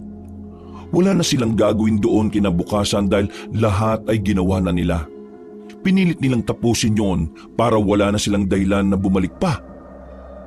Nung gabing pauwi na sila, "Pre, bilisan mo." Teka lang naman. Kanina pa naghihintay sa atin si Brusca. Nagmamadali ang dalawa na makaalis sa bahay ni Miguel. May usapan kasi sila ng beking si Brusca na sa gabing yun, pupuntahan nila ang albularyo na kakilala ni Doña Fatima. Ilang sandali lang, nakita na rin nila si Brusca na nakatago malapit sa terminal ng mga tricycle. Bihis na naman ito. Naka-backless pa na dress. Mataas ulit ang takong.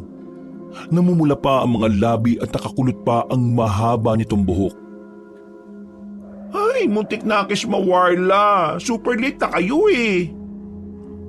Pasensya na. Nagtatay kasi ako kanina eh. Pero, bakit ka naman kasi nakasuot ng ganyan? Ibig ko sabihin, Wala naman akong problema sa suot mo pero kasi hindi party yung pupuntahan natin eh. Ano ka ba, Papa Jimboy? Ganyan ang aurahan ng mga princess. Pumupuksa ng beauty ite, no? Ganyan talaga siya, Jimboy. Parang hindi ka naman nasanay. Tara na, kailangan na natin makarating sa sinasabi ni Doña Fatima. Ay, siya nga pala, Brusca. Alam mo na ba ang address ng albularyo? Siyempre, akis pa ba? Don't worry, paggora natin sa asyenda ni Mudang, may nagwe-waiting na ng mga boylet doon para tayo hihatid. Hatid sundo ang peg natin, no? Wala na silang sinayang na pagkakataon. Agad din naman silang umalis sa lugar na yon. Maya-maya, nakarating na rin naman sila sa asyenda. Sasakyang itim na may kahabaan ang naghihintay sa kanila. Wala nang sabi-sabi, agad silang pinapasok sa loob at saka dali-daling umalis. Habang nasa biyahe, Brusca, ganyan ba talaga mga tao ng mama mo? Parang walang emosyon eh. Want mo ba magka-emosyon ng mga boylet? Jombag malala mo sila. Loko ka talaga oh. nanahimik na lamang sila sa mga sumunod pang sandali. Makalipas lang naman ang halos kalahating oras, narating na rin nila ang lugar ng albularyo. Isa itong maliit na baryo na hindi na naabot ng kuryente. Tanging malalaking sulo, gasera at lampara lamang ang nagsisilbing ilaw doon. 9:00 na nang maglakad sila papasok sa baryo. Pero nang dumating sila sa itinuturo ng address na hawak nila, laking gulat sila nang abutan nilang nag-iiyakan ng mga tao sa bakuran. Ayon sa mga yon, pinaslang ang albularyo. Mas lalo pa silang nawindang nang malaman nila na ang mga pumaslang pala sa matandang lalaki ay walang iba kundi ang mga aswang. Nanlumo ang tatlo. Buong akala nila kasi wala na silang pag-asang matalo ang mga aswang. Pero habang naroon sila, isang matandang babae na hindi nakakapagsalita ang lumapit sa kanila. Meron yung ibinigay na tela. Nang buklatin nila yon, ay nakita nila ang tila isang mapa na may mangilan-ngilan lang na palatandaan. Maraming salamat po sa inyo. Nakikiramay po kami sa pagkawala ni Manong. Sumenya-senyas ang babae. Mabuti na lamang ay marunong makaintindi si Jimboy ng mga ganoong pakikipag-usap. Ang sabi niya, puntahan daw natin ang mga nakalagay sa mapa. Yan daw ang magiging sagot para makuha daw natin yung espada na magagamit sa pagpatay sa mga aswang. Napatangon na lamang si Miguel at Brusca. Sa mga sandaling yon ay agad na rin silang umalis. Malungkot man dahil wala silang inabutan na albularyo, pero sa kabilang banda ay nabuhayan pa rin sila ng loob. Pupuntahan na ba natin to ngayon? Mas maganda nga sana kung ngayon. Sayang ang bawat oras natin. Hindi natin alam kung kailan mag-aasik ng lagim si Ambo. Ako? Gora ko anytime, anywhere. O sige, sama na rin ako. Don't you worry mga boylet. Gugora din naman sa atin ang mga tau-tauhan ni Mudang, no? Bawat segundo ay mahalaga sa kanila. Kaya kahit na alanganing oras na rin, hindi na rin nila sinayang ang pagkakataon. Kahit na papaano ay kampante naman sila na nasa ligtas silang kalagayan. May mga dalang armas din kasi ang mga tauhan ni Doña Fatima na kanilang kasama. Nagdaan ang halos kalahating oras. Narating na nila ang sinasabing ilog sa mapa. Nasa gilid lang din naman kasi yun ang daan. At ayon sa mapa, merong tulay roon na pwede nilang tawiran. Pagtingin nila sa kaliwang banda, nakita nila ang isang tulay na mukhang luma na. Doon tayo akyat. Mukhang marupok na yung tulay na yan. Kaya nga ang gagawin natin, isa-isa lang muna ang tatawid ha. Mas maganda siguro kung mauna tayo. Ako na ang unang tatawid. Ay, bonggang Violet na ite. Very brave. Kapag natigok, very dead ka rin dyan. Biglang umihip ng malakas ang hangin. Malakas ang agos ng ilog kaya kinailangan talaga nilang umakyat ng tulay. Pagdating nila roon, malakas na hangin din ang sumalubong sa kanila. Para bang merong pumipigil sa kanila na makatawid doon. Pero kahit na ganoon, hindi yun naging hadlang para sa kanila. Ang tanging iniisip nila ay kailangan nilang makuha ang espadang sinasabi sa mapa. Kagaya ng kanilang napag-usapan, nauna ngang tumawid si Jimboy. Hindi pa man ito nakakalayo, nakikita na nilang gumigewang-gewang na ang tulay. Yun ay dahil sa lakas ng hangin at sa pagiging magaan din ng tulay. Pre, ayos ka lang ba dyan? Sumenyas lang ng thumbs up ang lalaki bilang tugon. Pero aminado si Miguel na maging siya ay kinakabahan din para sa kapakanan ng kanyang kaibigan. Tahimik siyang nagdadasal na sana ligtas na makarating sa dulo si Jimboy. At maya-maya pa, nakahinga na rin siya ng maluwag nang makitang nakatawid ng maayos ang binata. Diyos ko, buti naman. O sige, ako nang... Wait! Bakit? Wantong mauna, kaso scared ako eh. O sige, ikaw na mauna. Pero tanggalin mo muna yung suot mong may takong. Baka ikaw pa yung kauna-unahang malaglag kapag hindi mo hinubad yan. Ang worried nga Akesh, baka mamaya biglang majulog ako. Ayoko pa mategi. Ayoko pang madela, no? Insan, kailangan mong tatagan ng kalooban mo. Kailangan mo makatawid sa dulo. Pero kung natatakot ka, edi ako na muna mauna. Gusto ko nga mauna eh. Alam mo, parang sa buhay lang yan eh. Kapag meron tayong agam-agam sa sarili natin, wag na natin gawin kaagad. Huwag tayong magmadali. Kailangan natin maging malinaw ang kaisipan natin. Kung natatakot ka na baka magkamali ka, di pag-isipan mo mabuti. Pagnilayan. May mga pagkakataon sa buhay natin na hindi natin kailangan makipag-unahan. Ika nga nila, hindi naman talaga karera ang buhay eh. Hindi mo kailangan makipag-unahan. Ang mahalaga, marating mo rin kung ano yung narating ng iba. Kagaya ngayon, kung hindi mo pa kaya, paunahin mo muna yung iba. Gawin mong inspirasyon yung mga taong nauuna sa'yo sa kung ano man ang gusto mong maabot. Tinapik-tapik pa ni Miguel ang kanyang pinsan sa balikat. Bumilid na rin si Brusca. Hinanda naman ni Miguel ang kanyang sarili at nagsimula na rin siyang tumawid. Gumigewang ang tulay. Lumalakas pa ang hangin. Pero nanatiling matatag ang lalaking si Miguel.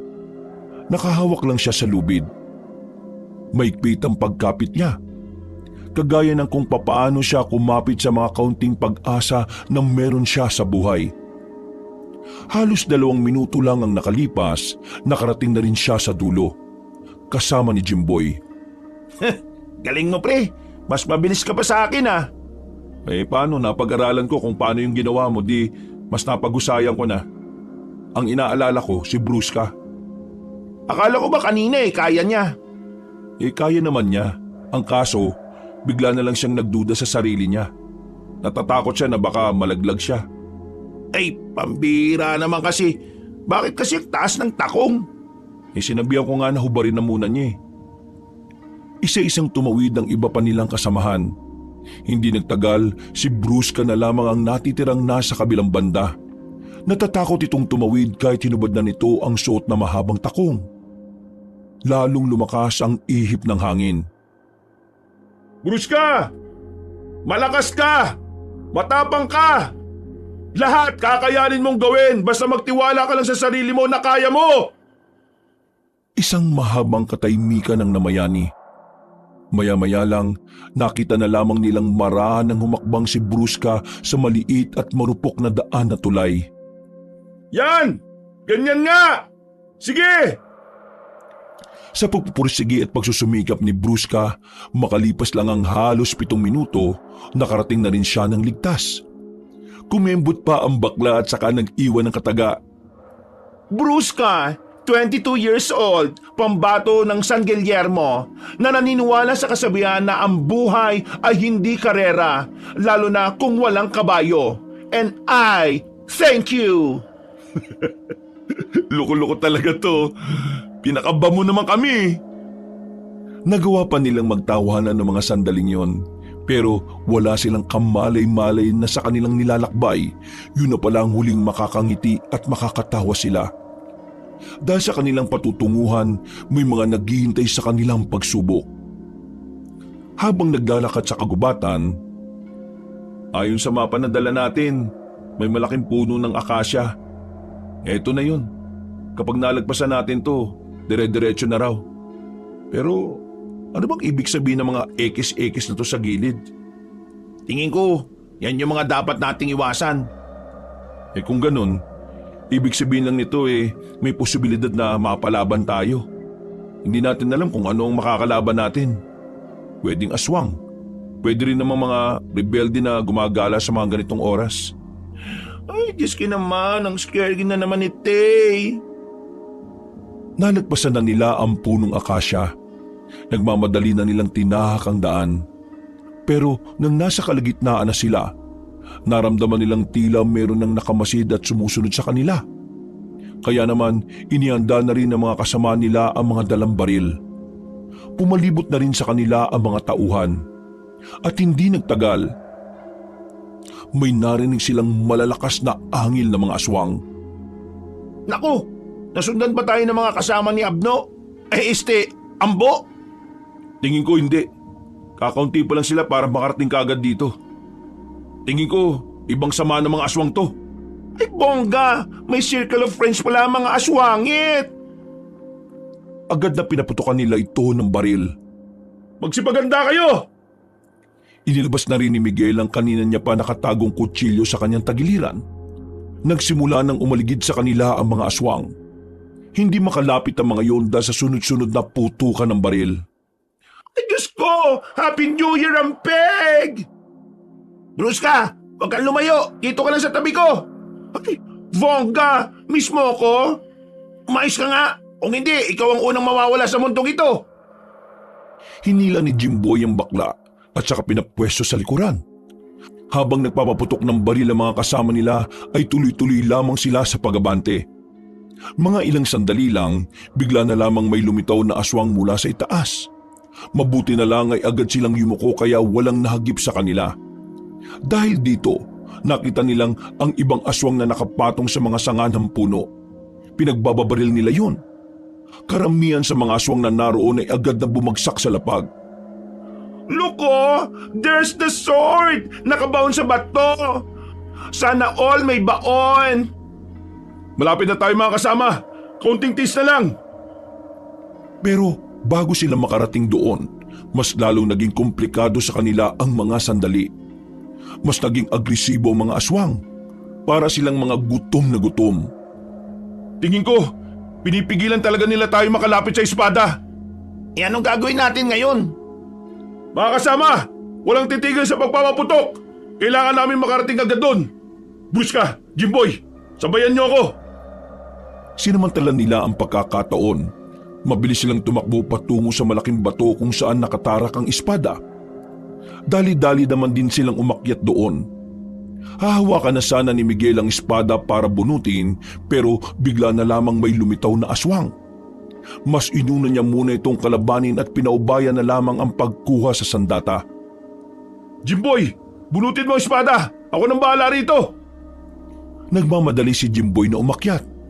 Pero nang hawakan na ni Jimboy ang espada, laking gulat nito nang bigla itong nakaramdam ng pagkapaso. Aray! Hindi ko mabunot! Napaso ako, ang init! Ha? Napaso ako!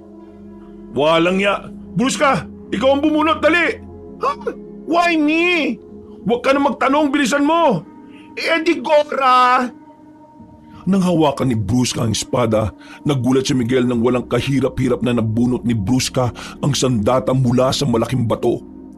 Pagkabunot, bigla itong nagliwanag na naging sila rin ay nasilaw. Ay! Taray! Pikan lang ang peg ng espadang itay! Sa hindi nila malaman na dahilan, biglang nawala ang mga aswang sa paligid nila.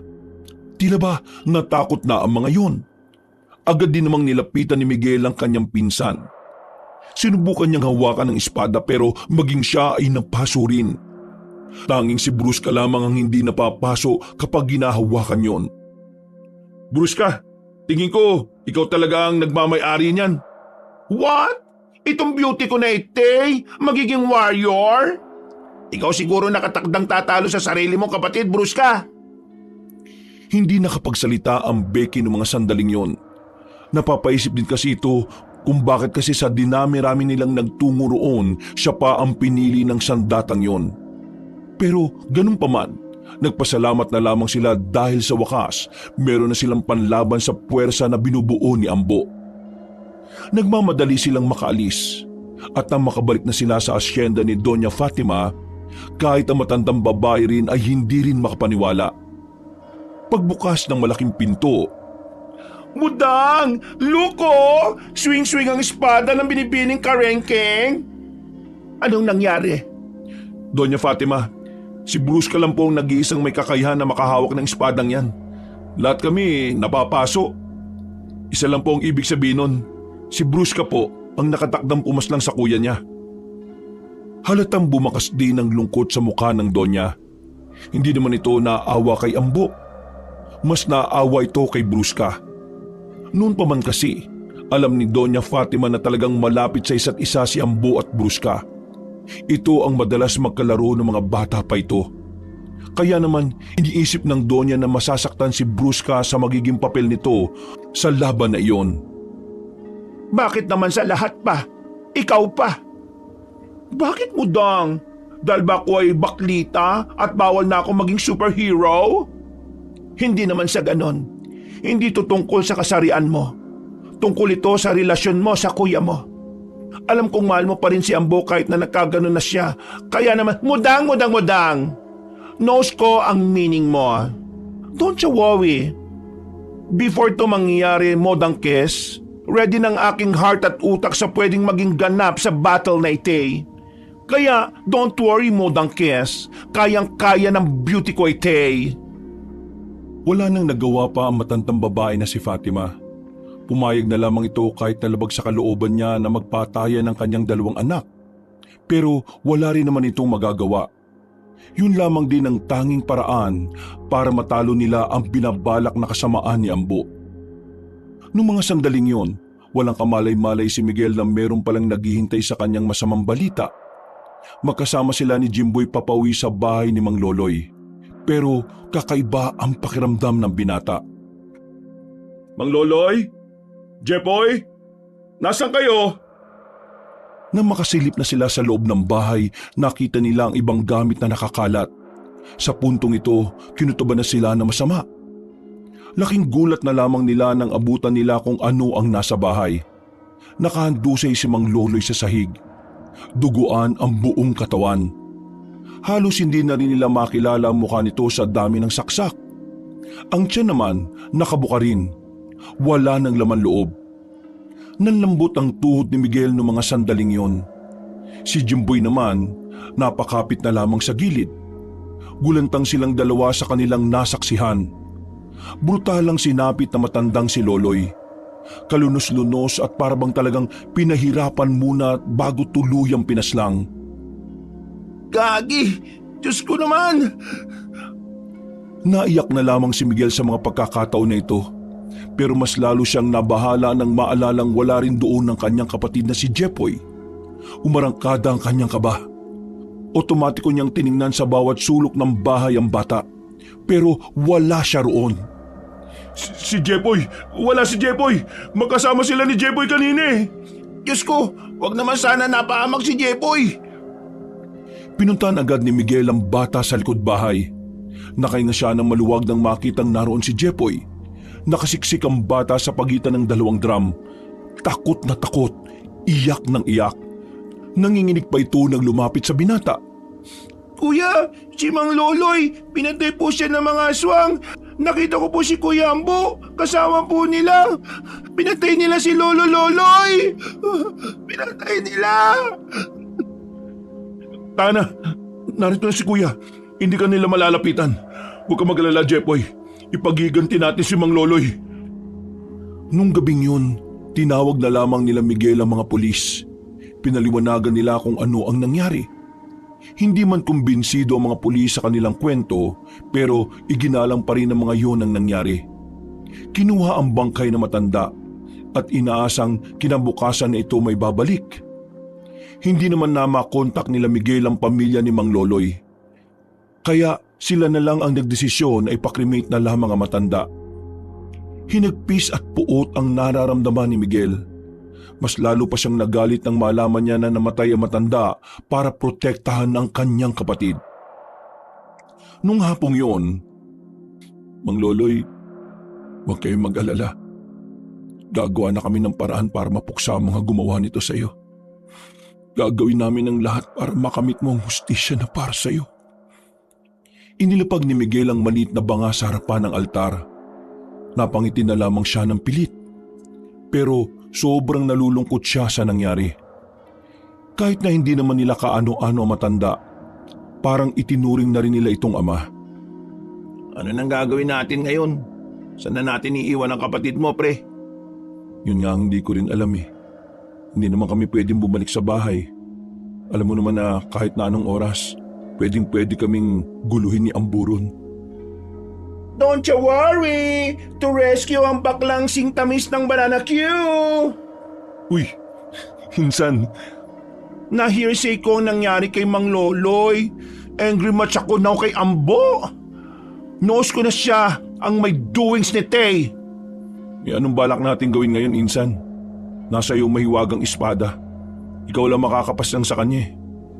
Yang subatembang mo, gora mo na sa baler ni Mudang para safe siya. Supatembang? Subatembang means kapatid. Diyos ko bigyan nga kita ng diksyonary ko bukas. Yun ba? Pero maraming salamat sa offer mo. Kailangan ko talaga ng ligtas na lugar para sa kapatid ko eh. Basta follow the leader ninyo, Akesh. At tutungo tayo sa hasyenda di langit ni Mudang na yung kilay ay ahit na ahit. Agad silang nagtungo sa bahay ni Doña Fatima. Buti na lamang ay good mood ang matanda. At naawa rin naman ito sa kanila lalo na nang malaman nito ang nangyari sa matandang si Loloy. Ang ayaw ko lang ay ang makikialam mo sa mga gamit ko. Lalong-lalo na ang mga santo ko sa hagdanan. O Jepoy, narinig mo naman ang sinabi ni Doña Fatima. Huwag na huwag kang makikialam ng gamit na hindi sa iyo ha. Naintindihan mo ba yun? At saka si Doña Fatima nga pala, tita natin. Opo kuya, hindi po ako makikialam. Aling Mireng, dalhin niyo na muna itong bata sa kusina at nang mapakain. Meron lang kaming pag-uusapan. Umupo sila sa sofa. Seryosong tumingin sa kanila si Doña Fatima. Huminga ito ng malalim. Nabalitaan ko ngayon lang. Nagsisimula ng manggulo si Ambo sa mga tao sa lugar ninyo. Ang mga tao sa mansyon, hindi na matagpuan. Sila na lang ang naroon. Si Baron, siya na lamang ang natitirang tao na naroon. Ang iba ay puro aswang na. Wala bang ginagawang aksyon ng mga pulis dito? Kinausap ko ang mga kakilala kong pulis. Wala rin silang magawa. Hanggat walang direktang utos mula sa mas nakakataas sa kanila. Hindi sila pwede makialam, lalo na't aswang ang usapan. Hindi naniniwala ang mga namumuno nila sa mga aswang. Doña Fatima, may iniisip ka bang pwedeng gawin? Pakikilusin ko ang mga tao ko. Makakasama nyo sila. Kakalabanin nyo sila Ambo. Kailangan nilang mapalaya sa lugar ninyo.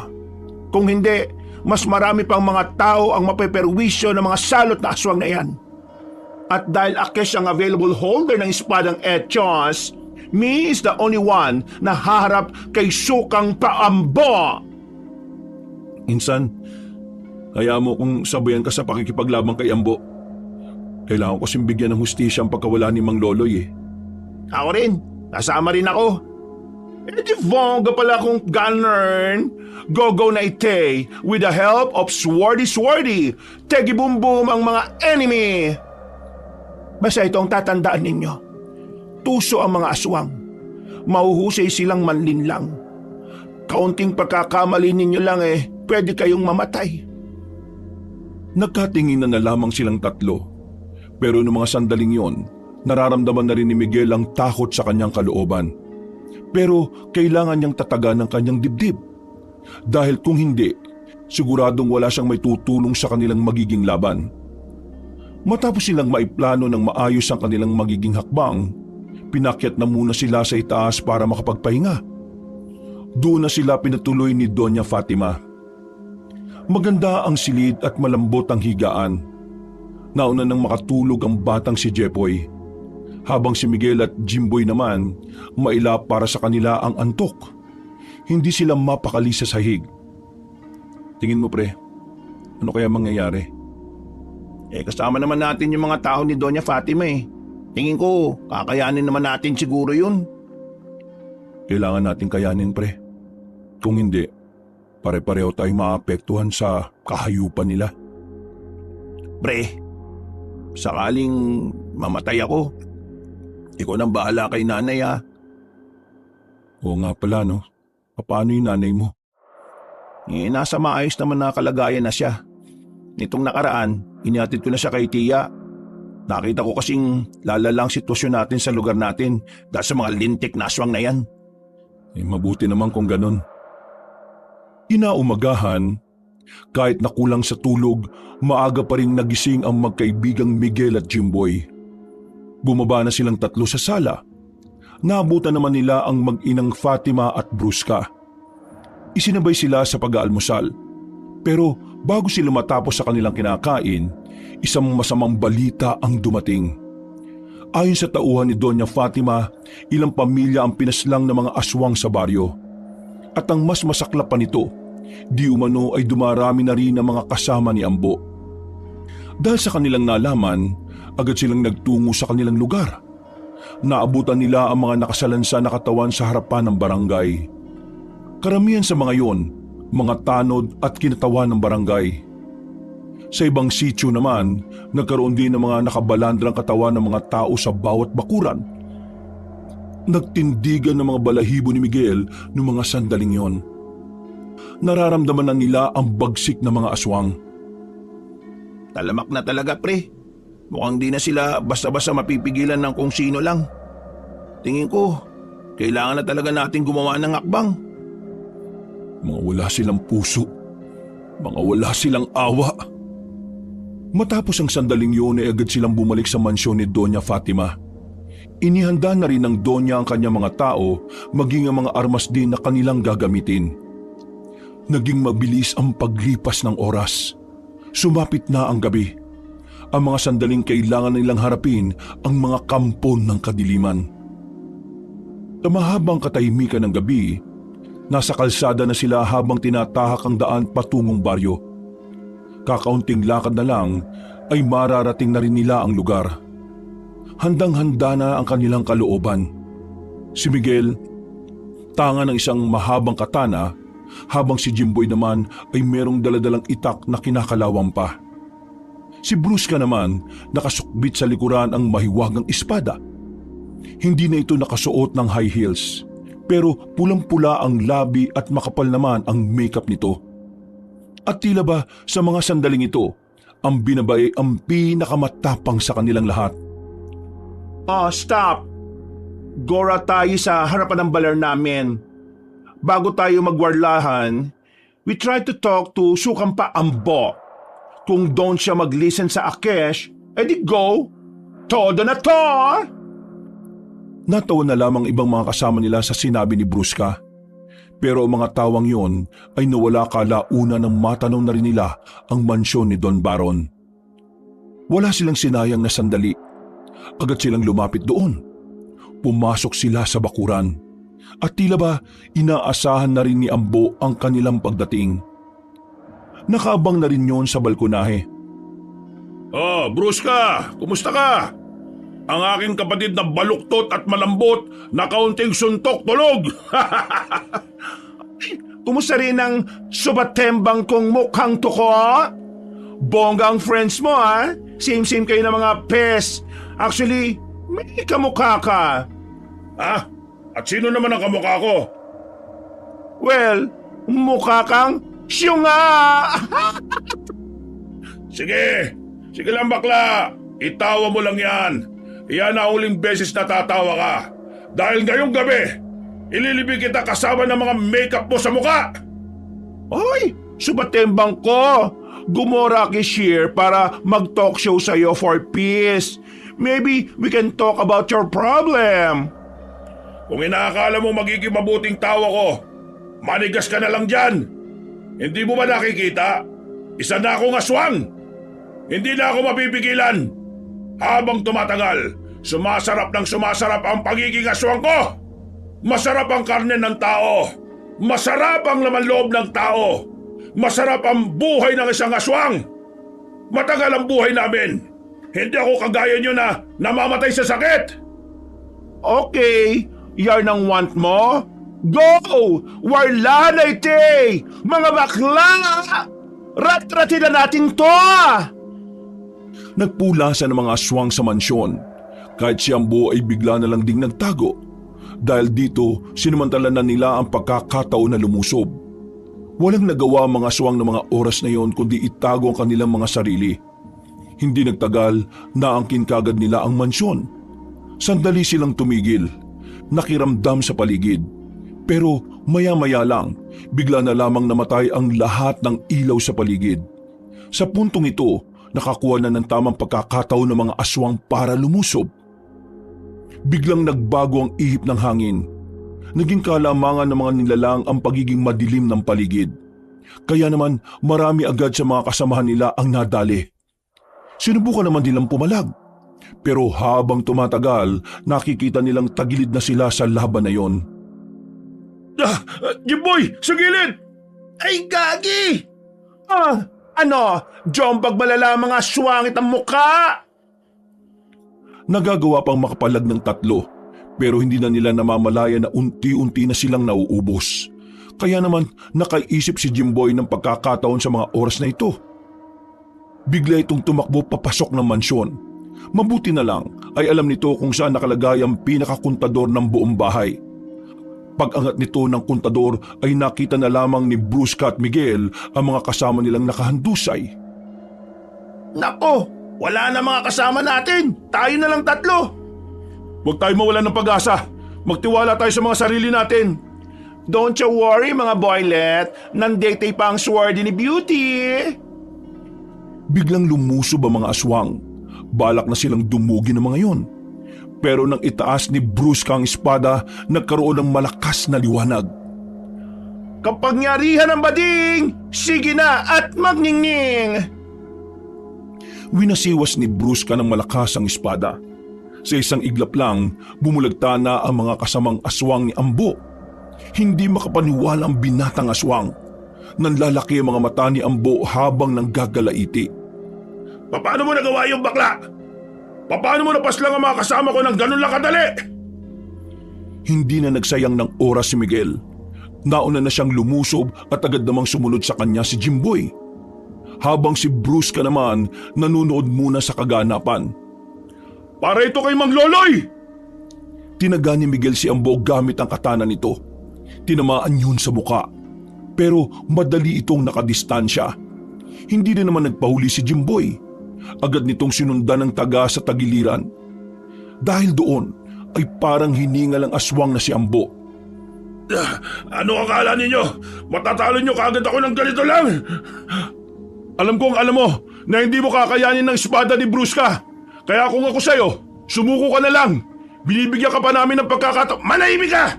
Sino ka para utusan ako sa kung ano nararapat? Hardinero ka lang na isang duka! Huwag kang makasabat dito! Ganun. Di ka talaga mag-listen. Okay, di na lang din Akesh mag-talk. Walang ano-ano, tumakbo ang binabaing si Brusca. Hindi ito nagdalawang isip na hiwain ng aswang na yun sa dibdib. Dahil sa ginawa ni Brusca, agad na napaluhod ang kaliwang tuhod nito. At sa pagkakataong yun, tila umayos na rin ang pananalita ni Brusca dahil sa pagiging emosyonal. Mahal kita, kuya. Kagaya ng dati. Walang nagbago sa pagmamahal ko sa'yo.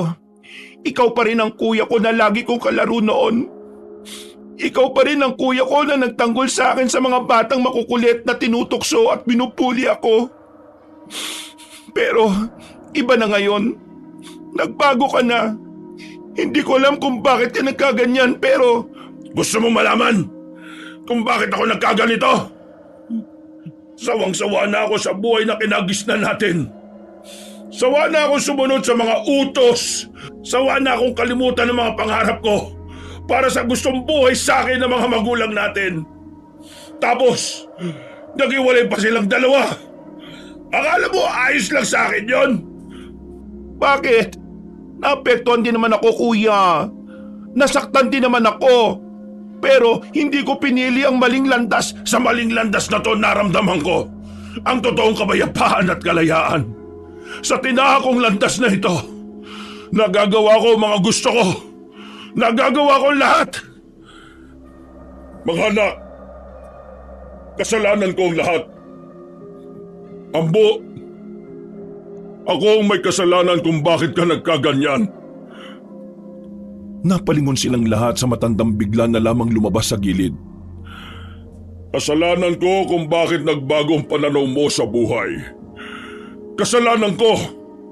At kung meron mang dapat na magdusa, ako yon at hindi ikaw, anak. Kaya naman, anak, hayaan mong pagbayaran ko ang lahat. At ikaw, huwag mong sirain ang buhay mo. May pagkakataon pa para itama ang mga pagkakamali mo, anak. Ambo. Itama ang mga pagkakamali ko? Naibang na ba? Huli na ang lahat. Kaya ngayon, ikaw ang una kong papaslangin! Dahil kasalanan mo lahat ng ito! Bigla na lamang lumundag ang aswang na si Ambo patungo sa matandang lalaki. Pero laking gulat nito nang agad na nakalapit sa kanya si Brusca. Umilaw ang espada. Naitarak ni Brusca ang espada sa dibdib ng kanyang kuya. Nang hugutin niya yon, sumuka agad ng dugo si Ambo sa kanilang harapan. Kuya, tama na, stop na! Wag na! Anak, patawarin mo ako. Hanggang dito na lang yata ako.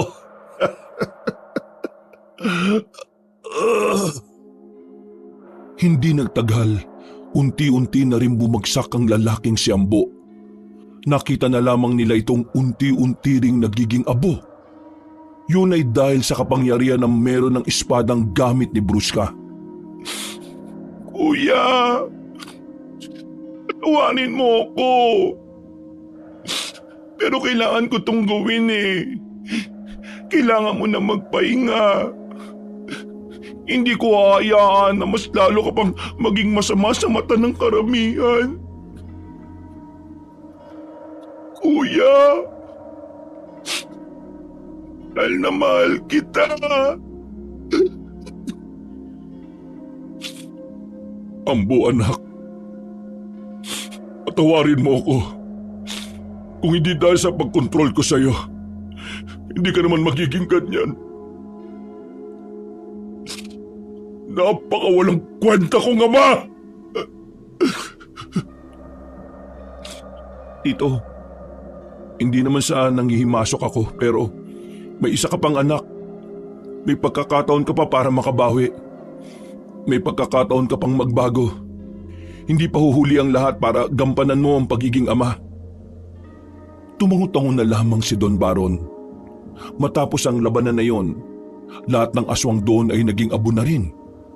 Pero kahit na natalo na nila ang mga aswang, meron pa ring iniwan na problema mga yon. Marami na kasi sa mga tao ang naggalit sa kanila. Lalong-lalo na kay Don Baron at kay Brusca. Kaya naman, kahit na hindi naman si Don Baron ang pumaslang sa mga taong nadamay, ito na lamang din ang sumalo ng lahat. Pinakulong ito ng mga tao. Tinanggap naman yon ng Don. Masaya nitong pagbabayaran hindi lamang ang mga buhay na nawala, maging pati na rin ang mga iligal nitong gawain. Habang hinahatid na sa piitan ng Don, napapabuntong hininga na lamang si Miguel. Hindi niya inakala na hahantong ang lahat sa madugong katapusan. Pero kahit na papaano, nakakahinga na rin siya ng maluwag. Dahil sa wakas, wala na ang mga nilalang na nagdudulot ng takot sa mga tao. Nakamit na nila ang kapayapaan. Nung gabing yun, Brusca, pinabilib mo kami sa ginawa mo. Ngayon, wala ka ng dahilan para malitin pa ang sarili mo. Basta lagi mong iisipin, iniligtas mo ang maraming buhay. The best ka. Mas lalaki ka pa kaysa sa lalaki. Diyos naman to bola pa. Walay naman na kiss masyadong ginawa eh. Nag-cry-cry nga lang ako eh. Ano na palang balak natin ngayon? Wala na yung mga aswang. Ako, mamamasukan ako kina Doña Fatima. Tapos, hahanap ako ng bago naming matitirhan ni Jepoy. Uy, sama ako dyan. Kailangan ko din ng trabaho eh. Ay, maganda yarn. Palagi na tayis na magkakasama. Pero Kesh, itutuloy Kesh ang mga pag-aaral or how to use the swordy ng proper. Oh, cheers tayo. Cheers! Nagpatuloy ang kanilang inuman. Isang munting selebrasyon ng kanilang tagumpay. Isang inuman na nagdudulot ng ngiti kay Miguel. Dahil sa puntong ito, magagawa na niyang harapin ang bawat umaga nang wala nang nararamdamang takot, pangamba at panganib. Wakas. Yes, hello mga kabangers, mga kayanggaw, kabanong poli at muli. Tayo na naman ay magsa-shoutout sa mga nag-comment dun sa video natin na Sabungerong Konsehal. So random lang po ito, no? Tingnan natin kung sino po ang mapipili nating ma-shoutout. Si Gerald Camado. Hello po at shoutout rin kay Annie Rose Jess. Okay, and din si Emmanuel M. Pate. Ayan, then si Sofia Padua. Shoutout rin po kay Teresa Pablo. Yan po, halos lahat daw ay napanood niya yung mga videos natin. 369 daw yung total ba? Grabe si Ma'am Teresa. Then si Vilma Bautista, shoutout rin po. Then shoutout rin kay Violi Liharso. Yan, kay Jean Yakap. Shoutout rin po kay Luina Silverio. Cora Estimadacion. Grabe. Then si Antipolo Irabon. Yan. And syempre shoutout rin po kay Marjorie Tongko Panon. Ayan. Then shoutout rin kay Brents Recto. Kay Mary Jane Duais. Kay Nestor Bauyon. Ayan. Shoutout po sa inyo. Then kay Roslyn Labajo. Kay Pangyaw Emmy. Shoutout rin kay Jesus Ramos. Yan, then siyempre kay Feliciano Peralta, shoutout po sa iyo. Then shoutout rin po kay Angeline Batikan from Taiwan. Okay, Ariel Leonino. Yan po, shoutout rin po kay Jovi Lambino, kay Jewas Menpasite. Gis Menpasite. Grabe, ang hirap na ang pangalan. Kay Bouts, kay Bouts ba ito? Kay Bouts yata. Nag-greet siya ng Eid Mubarak to all brother and sisters po ng mga Muslim po natin dyan. Shoutout coming from Dubai, grabe. Then kay John Roniel Gallego, kay Aileen Baguio, shoutout rin kay Evelyn Reyes, kay Pambansang Kulas, shoutout po sa iyo. Then kay Nestor Bauyon, kay Paul John Encienzo. Yan, hello po. Shoutout po kay Carmelita Marquina. Hello po kay Joan Oclarit. Yan din kay Paul John Encienzo. Ay, nabanggit ko na ito kanina. Then kay Franz Darwin Rivera. Ayan. Then, shoutout rin kay Crystal Hen. Kay Marcel Cipriano. Yan, pa-shoutout po from Batangas kay Maricel Cipriano, kay Virgilio Jr., kay Jacel May, kay Bianca, and kay RJ.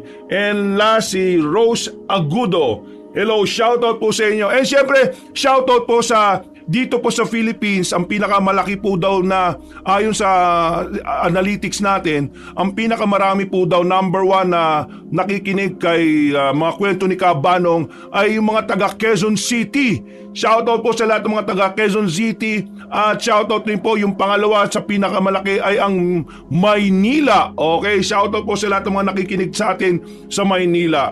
At ang sa ibang bansa naman ay grabe, sa Saudi ang nangunguna, mga taga Saudi Arabia ang nangunguna po na nakikinig sa ating channel. So shoutout po sa inyong lahat. So hanggang sa susunod po na video, sana po ay makinig at huwag kalimutan pong mag-comment para ma-shoutout po uli rin kayo.